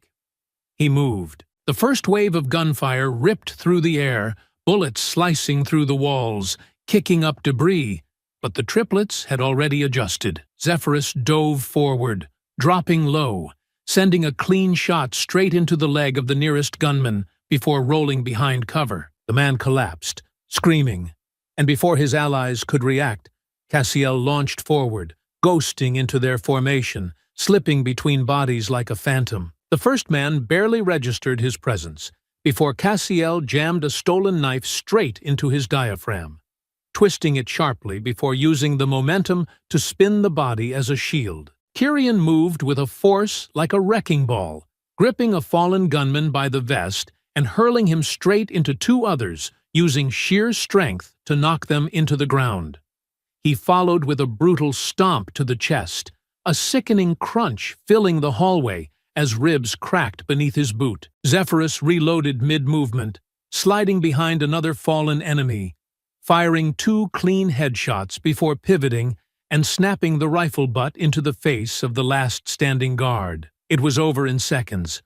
Cassiel wiped the blood from his blade before tucking it away, his breathing even. They'll send more. Zephyrus glanced at the heavily reinforced doors at the end of the hall, his gaze narrowing slightly. Good. They moved again, their boots silent against the steel flooring, their focus unshaken. Another hallway, another wave. More bodies, more men who had no idea they were already dead. Bishop Rourke was waiting at the heart of it all. The security doors leading into the final control chamber hissed open, revealing a massive room lined with servers, dimly glowing monitors, and a row of armed men standing between the triplets and the last obstacle in their way. Bishop stood at the center, his posture relaxed, his head tilting slightly as he exhaled, studying them like they were the most interesting thing he had ever seen. Most people would be dead by now, he mused, rolling his shoulders as he stepped forward, completely at ease, despite the bloodbath that had led to this moment. You boys must be real special. Kyrian exhaled, cracking his knuckles. You talk too much. Bishop chuckled, shaking his head. And you still don't get it. You think this is about survival? About payback? About tearing this place apart? He spread his arms wide, his smirk unwavering. That's just a side effect. The real game? It's already over. Zephyrus didn't flinch. You're right. It is. Cassiel didn't hesitate. The first shot shattered the tension. Bishop's men opened fire, the air exploding into a storm of bullets. But the triplets were already moving, already breaking formation, flanking, shifting, dismantling the opposition with the kind of efficiency that had left battlefields littered with the corpses of men who had thought they stood a chance. Bishop grinned as he lunged forward, his body a blur of violent motion. A predator meeting predators head-on. The control center was in ruins, a battlefield of shattered glass and flickering screens, their static hum cutting through the suffocating silence left in the wake of destruction. The once sterile walls were now painted with blood, the aftermath of a war that had dismantled the very foundation of the hunt.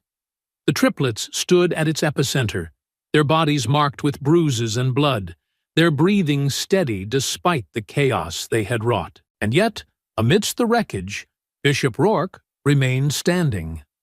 Unlike the others, he had not fallen to panic, had not fled in desperation, had not wasted his last moments begging for his life. He stood with the ease of a man who had been here before, who had walked through fire and come out the other side more dangerous than he had been before he entered. His knuckles were bloodied, his tactical shirt torn at the edges, but there was no fear in his stance, no hesitation in his gaze. He lifted a hand to wipe a smear of blood from the corner of his mouth, before rolling his shoulders, letting out a slow, measured exhale, as though he were preparing for nothing more than another round in a fight he was built for. You should be proud, he said, his voice calm, almost conversational, despite the wreckage around him. Most men don't make it past the first day, but here you are. You flipped the whole game on its head. He tilted his head slightly, his sharp eyes scanning their postures, assessing, calculating, searching for even the smallest weakness. But now, it's just me. And you. And we both know how this ends. Kyrian scoffed, adjusting his grip on the rifle slung across his chest. Yeah, with you on the floor. Cassiel, ever the strategist, narrowed his gaze, noting the way Rourke's weight rested evenly on his feet, the way his muscles remained loose, but coiled, ready to strike. The former Special Forces operative was not simply waiting for them to make a move. He was preparing. Zephyrus took a single step forward, his voice steady, carrying the weight of something final. You had your chance to walk away. Rourke's lips curled into a slow, wolfish grin, the flicker of amusement never quite reaching his eyes. Walk away? He chuckled, shaking his head. Boys, you still don't get it, do you? His shoulders dropping ever so slightly as he loosened his stance. He wasn't posturing, he was getting ready. I didn't come here to win. I came here to fight. And then he moved. It was a blur of motion, a flash of muscle and instinct sharpened by years of combat experience. Rourke lunged, closing the distance between them in a fraction of a second. His first strike a deceptive feint, a flicker of movement meant to draw Zephyrus's attention to his left hand, while his right fist came in like a hammer. Zephyrus barely had time to block, his forearm absorbing the brunt of the impact as the force rattled through his bones. He countered immediately, snapping his knee forward in a calculated strike to Rourke's ribs, but the seasoned fighter twisted with the momentum, deflecting the blow just enough to minimize the damage before launching his next attack. The next series of blows came fast, brutal, and unrelenting. A sharp elbow aimed for Zephyrus's temple. A knee strike meant to cripple. a devastating palm thrust toward his throat. Zephyrus weaved between the attacks, each dodge razor close, the air shifting around him with the sheer force of Rourke's strikes. He blocked what he could, absorbed what he couldn't, and retaliated with a precise counter, a ridge hand chop to the throat, a crushing elbow to the jaw, a low kick meant to take out Rourke's stance. But Rourke was too fast, too experienced, too good. The moment Zephyrus's weight shifted for the next strike, Rourke caught his wrist, twisting it violently, using Zephyrus's own momentum against him. In one fluid motion, he pivoted, dragging Zephyrus off balance before slamming him onto the hard floor with a ruthless efficiency that spoke of years of mastering close-quarters combat. Zephyrus hit the ground hard, his lungs seizing for a fraction of a second as the impact radiated through his spine. Kyrian and Cassiel instinctively moved to intervene, but Zephyrus lifted a single hand, stopping them in their tracks. This was his fight. Rourke exhaled, smirking as he rolled his shoulders back into place. Not bad, but I expected better. Zephyrus pushed himself to his feet, ignoring the dull ache spreading through his ribs. His mind was already recalculating, adjusting, adapting. Rourke fought with overwhelming force, relying on aggression and precise brutality, but aggression was also a weakness. Every attack burned, they clashed again. Zephyrus adapted, shifting from counterstrikes to relentless pressure. He let Rourke exhaust himself. The moment the former operative threw another high-impact strike, Zephyrus stepped inside the attack, deflecting the punch before retaliating with a vicious elbow to the solar plexus. Rourke staggered for the first time. Zephyrus didn't let him recover. He followed up with a sharp knee to the sternum, a brutal hammer fist to the back of the skull, and a final crushing ridge hand to the throat. Rourke gasped, his body faltering. His hands instinctively went to his neck, desperate for air, but Zephyrus didn't give him time to catch his breath. With calculated precision, he hooked his arm around Rourke's throat, using his own weight against him, twisting sharply in a maneuver designed to break balance and cut off oxygen. Rourke struggled, fought, but the outcome was already written in the way his body sagged, the last of his strength draining as his vision darkened. For the first time, he looked up at Zephyrus from his back. For the first time, he was the prey. Blood trickled from his split lip, his breathing ragged, yet he still smirked, even as his body betrayed him. "You," he coughed, voice hoarse. "You're a real killer, aren't you?" Zephyrus stared down at him, his expression unreadable, his breathing steady despite the fight. "I'm nothing like you." With a final, precise movement, he ended it. The last predator fell. Silence hung over the wreckage. The only sound, the distant crackle of flames licking at the edges of the facility. Cassiel surveyed the scene before flicking his gaze to Zephyrus. "That's done!" Kyrian wiped blood from his knuckles, exhaling slowly. One left. Zephyrus didn't hesitate. His gaze was already fixed on the last locked chamber where Lucien Wexler had disappeared the moment the fight had begun. No more games. The hunt, the power, the control, all of it was gone. Wexler had built an empire on blood and deception. But now, there was nowhere left to run. He was next. The triplets weren't chasing him anymore. They were coming to end him. The triplets moved with precision, their bodies synchronized in a way only years of combat could refine. Lucien Wexler was running. They had seen this before, the way men like him reacted when their carefully constructed worlds collapsed. First, they controlled the board. Then, when they began to lose their grip, they negotiated. And when there was no power left to wield, they ran. But there was nowhere left to run. Zephyrus led the charge, his boots pounding against the scorched ground as he pushed forward, his focus honed to a singular point: the helipad. The thudding rotors of Wexler's private helicopter were already slicing through the night air, kicking up dust and embers as it prepared for takeoff. Cassiel tracked Wexler's movements, scanning for any last-minute defenses. "He's going to cover his tracks," he muttered, his mind racing through the possibilities.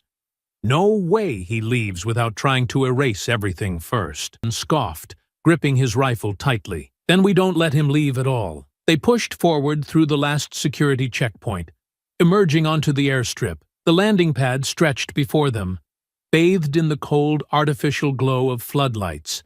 The helicopter waiting at the far end, its engines roaring louder by the second. And at the open hatch, barking final orders to his pilot, stood Wexler. For a man who had spent his life dictating the fates of others from behind a screen, orchestrating death as a spectator sport, he looked startlingly human now. His perfectly tailored suit was wrinkled, his face slick with sweat, his hands shaking just slightly as he reached for the chopper. For the first time in his life, Lucien Wexler wasn't in control. Zephyrus raised his rifle and fired. The bullet ripped through the air, slamming into the control panel of the helipad's security gate, disabling it in an instant. The blast sent a shower of sparks cascading onto the tarmac as the heavy doors groaned open, no longer standing between them and their prey. Two guards turned at the noise, their weapons rising, but they were too slow.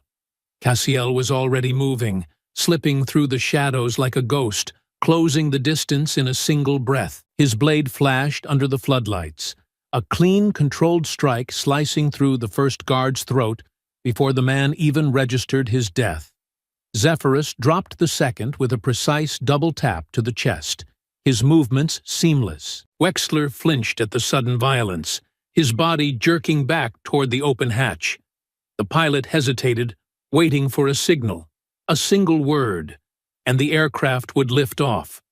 But the order never came, because Kyrian was already there. He grabbed Wexler by the collar, yanking him back with raw, unforgiving strength before slamming him against the side of the helicopter. The aircraft's metal frame shuddered from the impact, the sound nearly lost beneath the deafening roar of the rotors slicing through the night air. The force of the hit sent a sharp jolt through Wexler's body, and for a brief second, his fingers clawed for something to hold on to.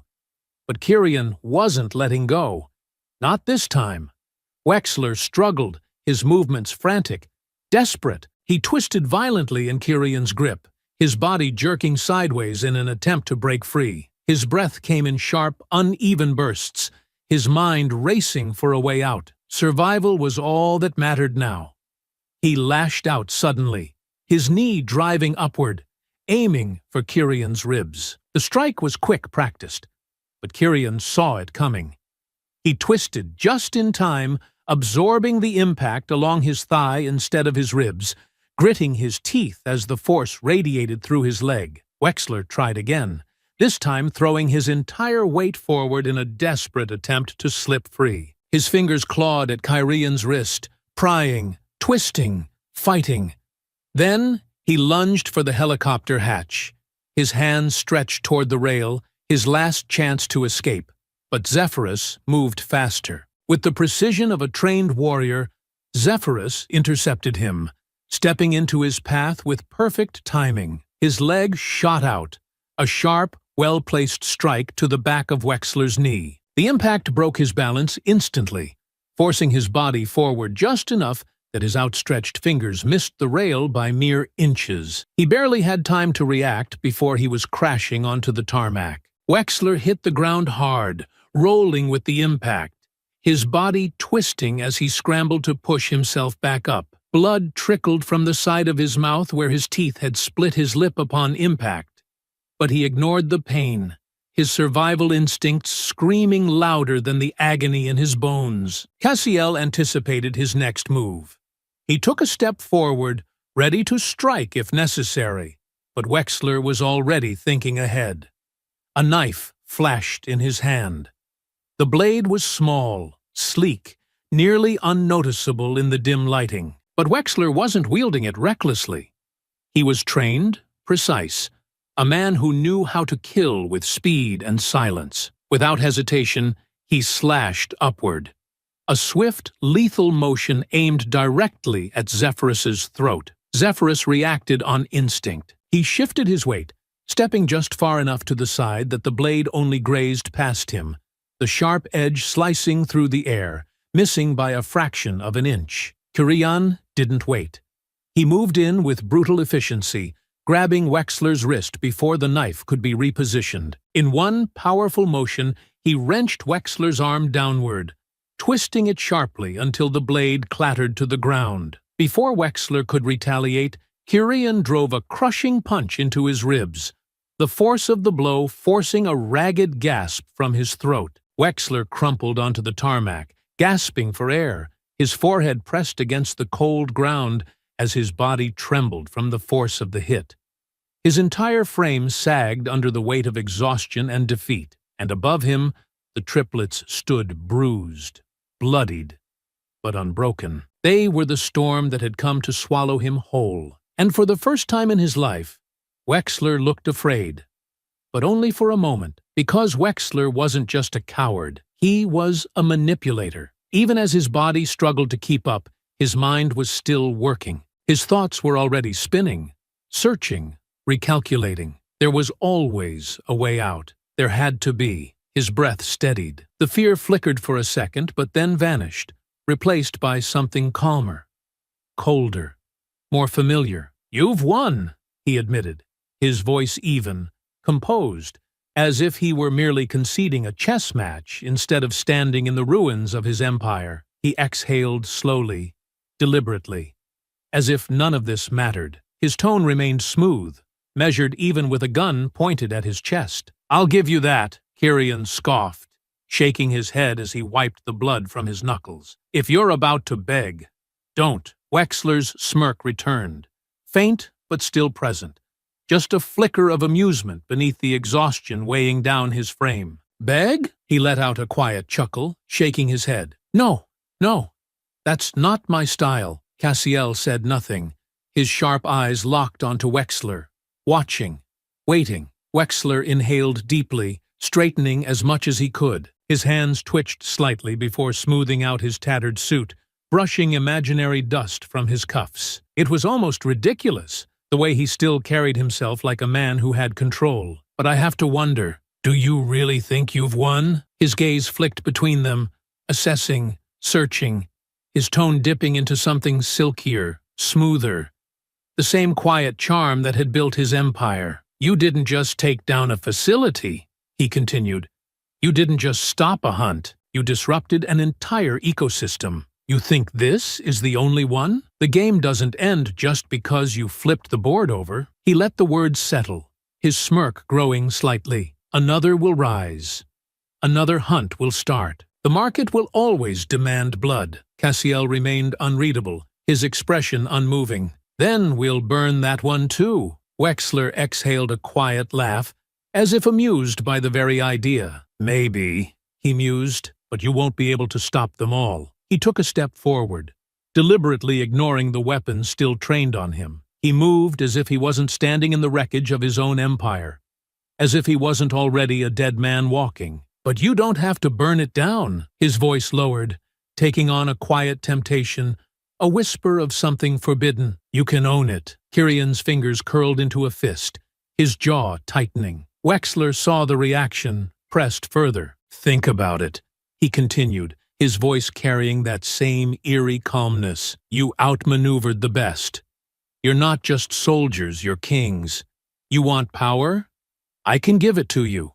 You want control? You can have it. We can reshape this from the inside." His eyes locked onto Zephyrus, sensing the leader, the decision-maker. "Or you can burn it all down, walk away with nothing, and let someone else rebuild it in your absence." Silence settled over the airstrip, heavy, thick, waiting. Zephyrus studied him for a long moment, his expression unreadable, his breath steady despite the fight, despite the weight of everything that had come before this. Then he stepped forward, closing the space between them, forcing Wexler to tilt his chin up just to meet his gaze. His voice was quiet, firm, absolute. "We're not like you." Wexler's smirk flickered. Kirian yanked him from the helicopter, throwing him onto the tarmac with force. The pilot hesitated for only a moment before gripping the controls and lifting off without him. Wexler staggered to his feet,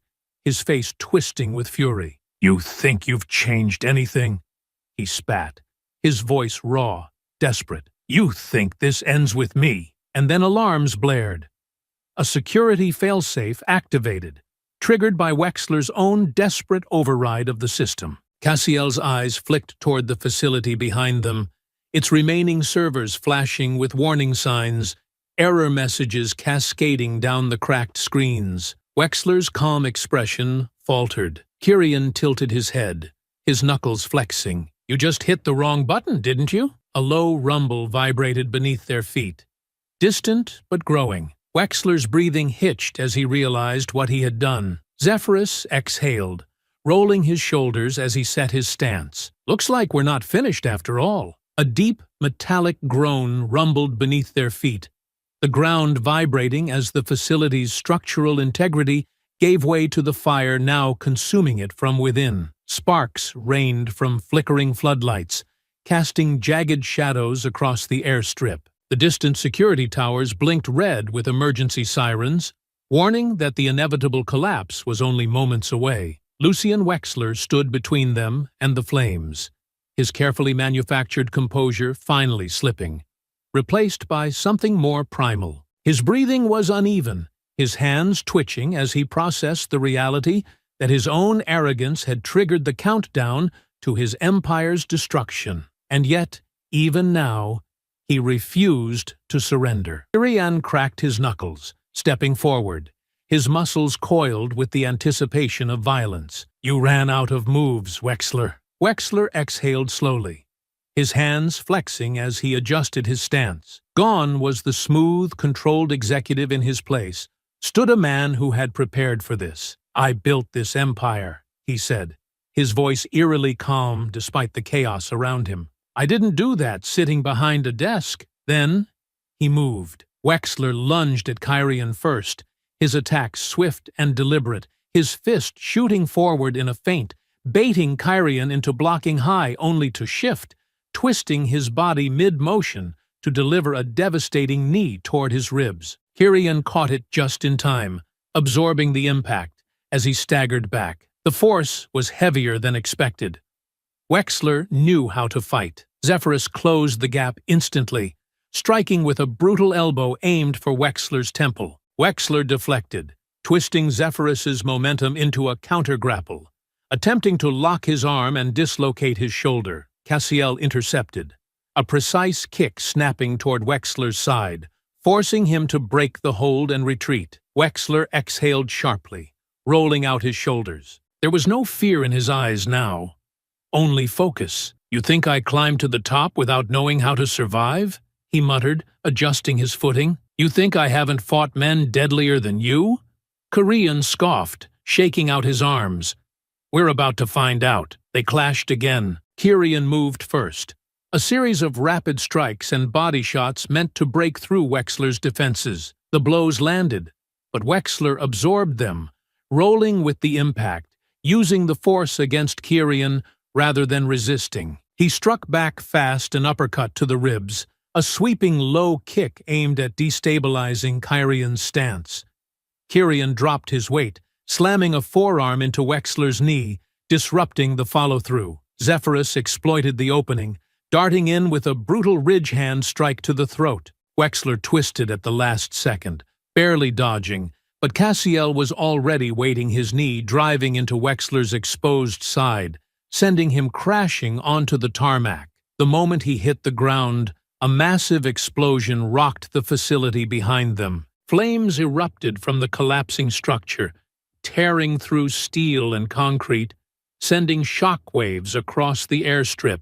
The helicopter, still hovering just beyond the fight, tilted violently as the blast wave sent a fiery gust through the air. Zephyrus stepped forward, staring down at Wexler, his breathing measured. "You're done." But Wexler wasn't finished. He planted his hands against the tarmac and pushed off the ground, launching himself upward with a force that defied his earlier exhaustion. His palm shot out, striking Zephyrus's sternum in a sudden, calculated blow meant to disrupt his breathing. Zephyrus staggered. Wexler didn't waste a second. He grabbed Zephyrus's wrist, twisting it into a joint lock, spinning him toward the helicopter. The moment Zephyrus's back was turned, Wexler kicked the back of his knee, forcing him to drop. Kyrian roared as he charged, swinging a powerful hook. But Wexler ducked under the attack, rolling onto his feet and using the momentum to slam his elbow into Kyrian's spine. Cassiel leapt from behind, attempting a takedown, but Wexler twisted at the last second, using Cassiel's own movement to hurl him toward the burning wreckage.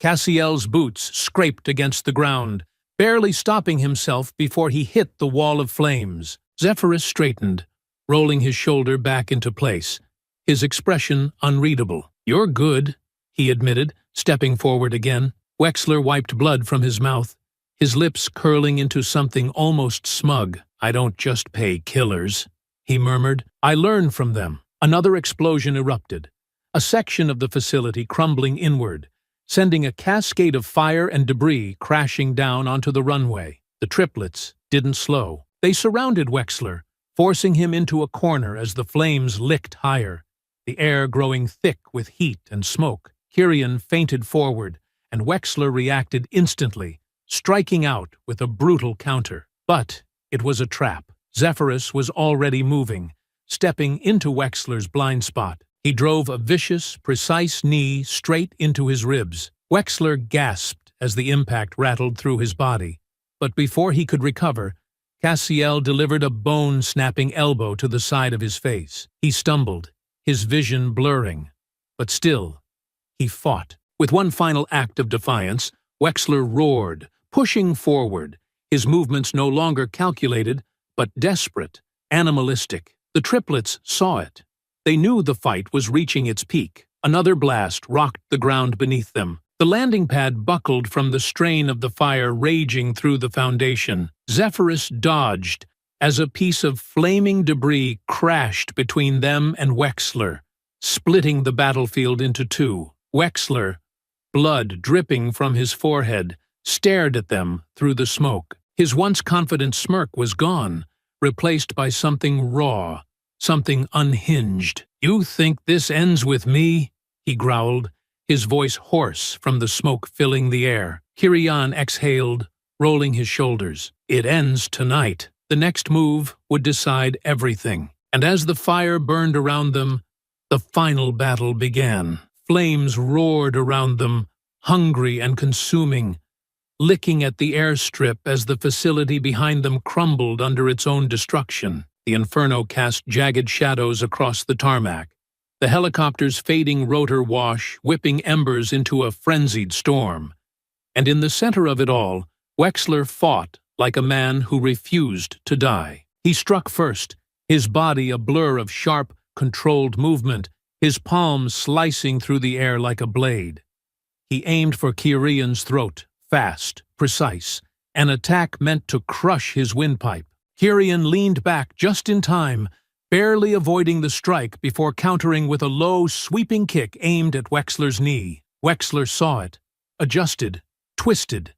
He leapt, his body weightless for a split second, twisting midair in a maneuver that defied expectation. He flipped over Kyrian's extended leg and landed effortlessly, pivoting into a vicious backhand strike toward Zephyrus. Zephyrus blocked, his arm absorbing the hit with a dull thud before twisting Wexler's wrist into a brutal joint lock.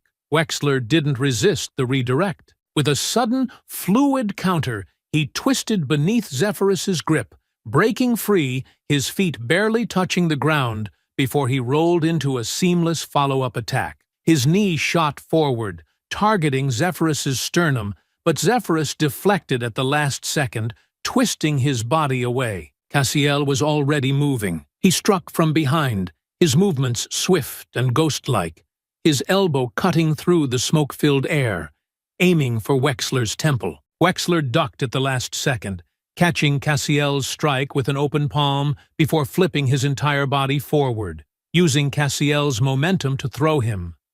Cassiel landed in a controlled roll, pushing off the ground instantly, his muscles fluid and efficient as he righted himself. His eyes locked onto Wexler again, this time with newfound precision. They moved in unison now, the triplets adapting to Wexler's unpredictability. Kyrian feinted left, forcing Wexler to shift. Zephyrus exploited the hesitation, his footwork masterful, launching into a high snap kick toward Wexler's ribs. Wexler barely managed to block, but Cassiel was already waiting, sweeping Wexler's legs out from under him. Wexler hit the ground hard, but instead of staying down, he rolled backward, flipping onto his feet with the fluidity of a man trained in survival. The ground beneath them rumbled, the fire inside the facility consuming the last of its structure. Steel beams groaned and collapsed, sending shock waves through the tarmac as parts of the building caved inward. The air grew thick with smoke,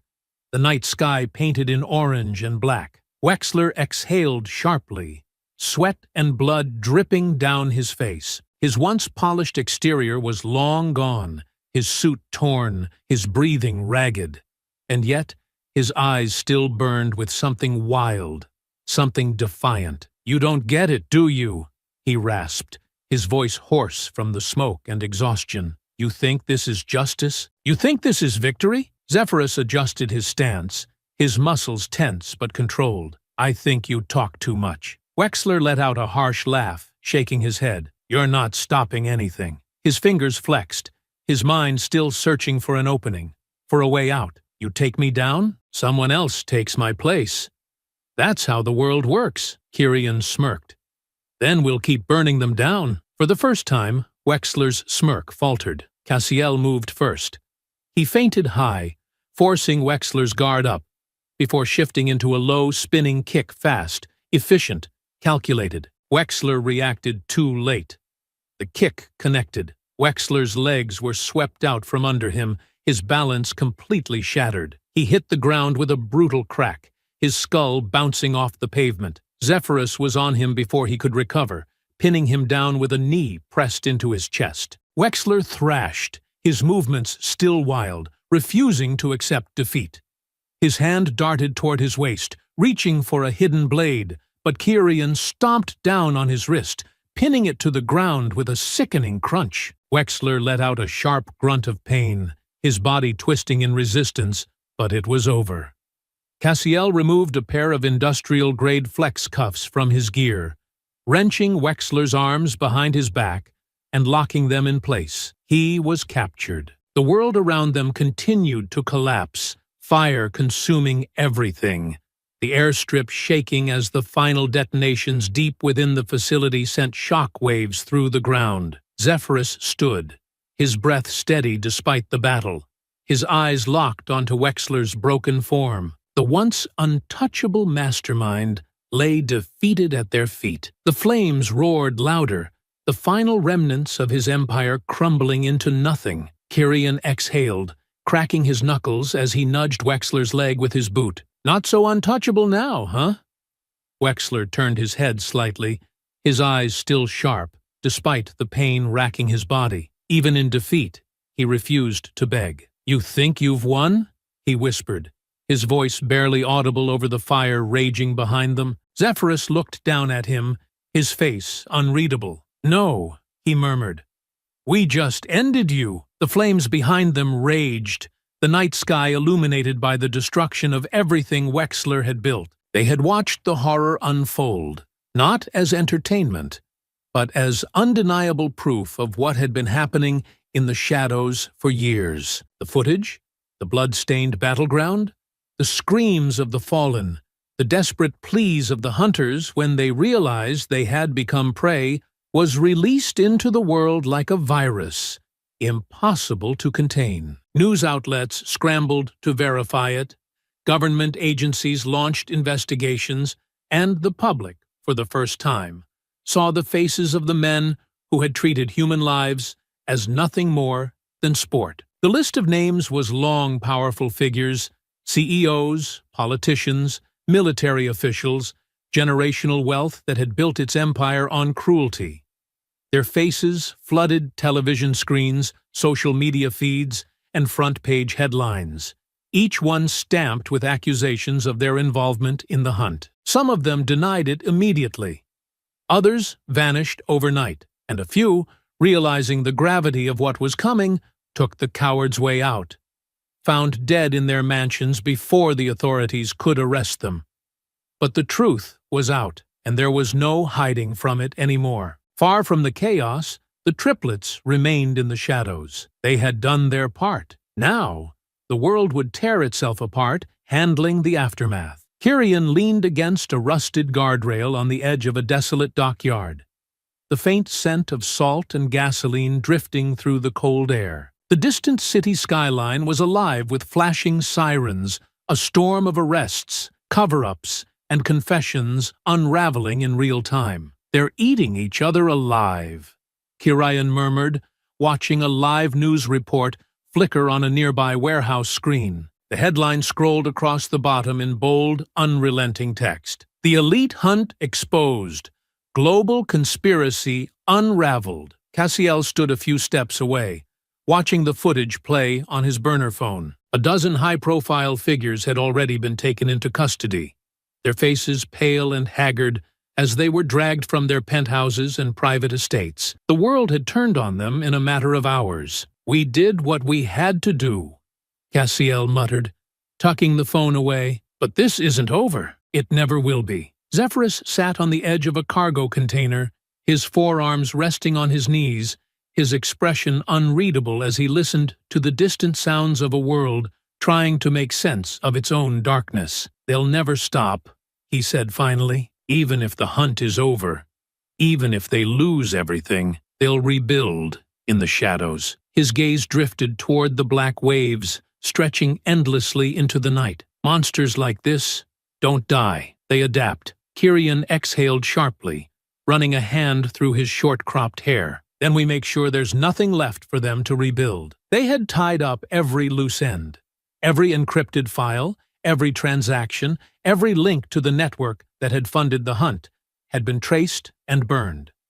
Every hidden bunker, every secretive meeting ground had been exposed. The remaining hunters, the ones who had survived the fire, had disappeared into the wind, but not before the triplets ensured they would never return. Wexler had disappeared into a black site prison, his name erased, his influence stripped away, locked away with the ghosts of every life he had destroyed. And Bishop Rourke?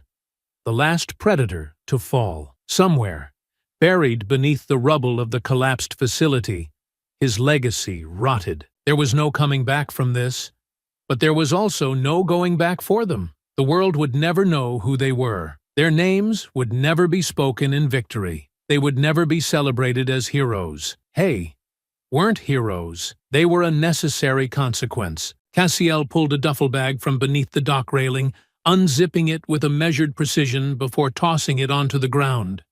His voice was calm, final. "We disappear. No footprints.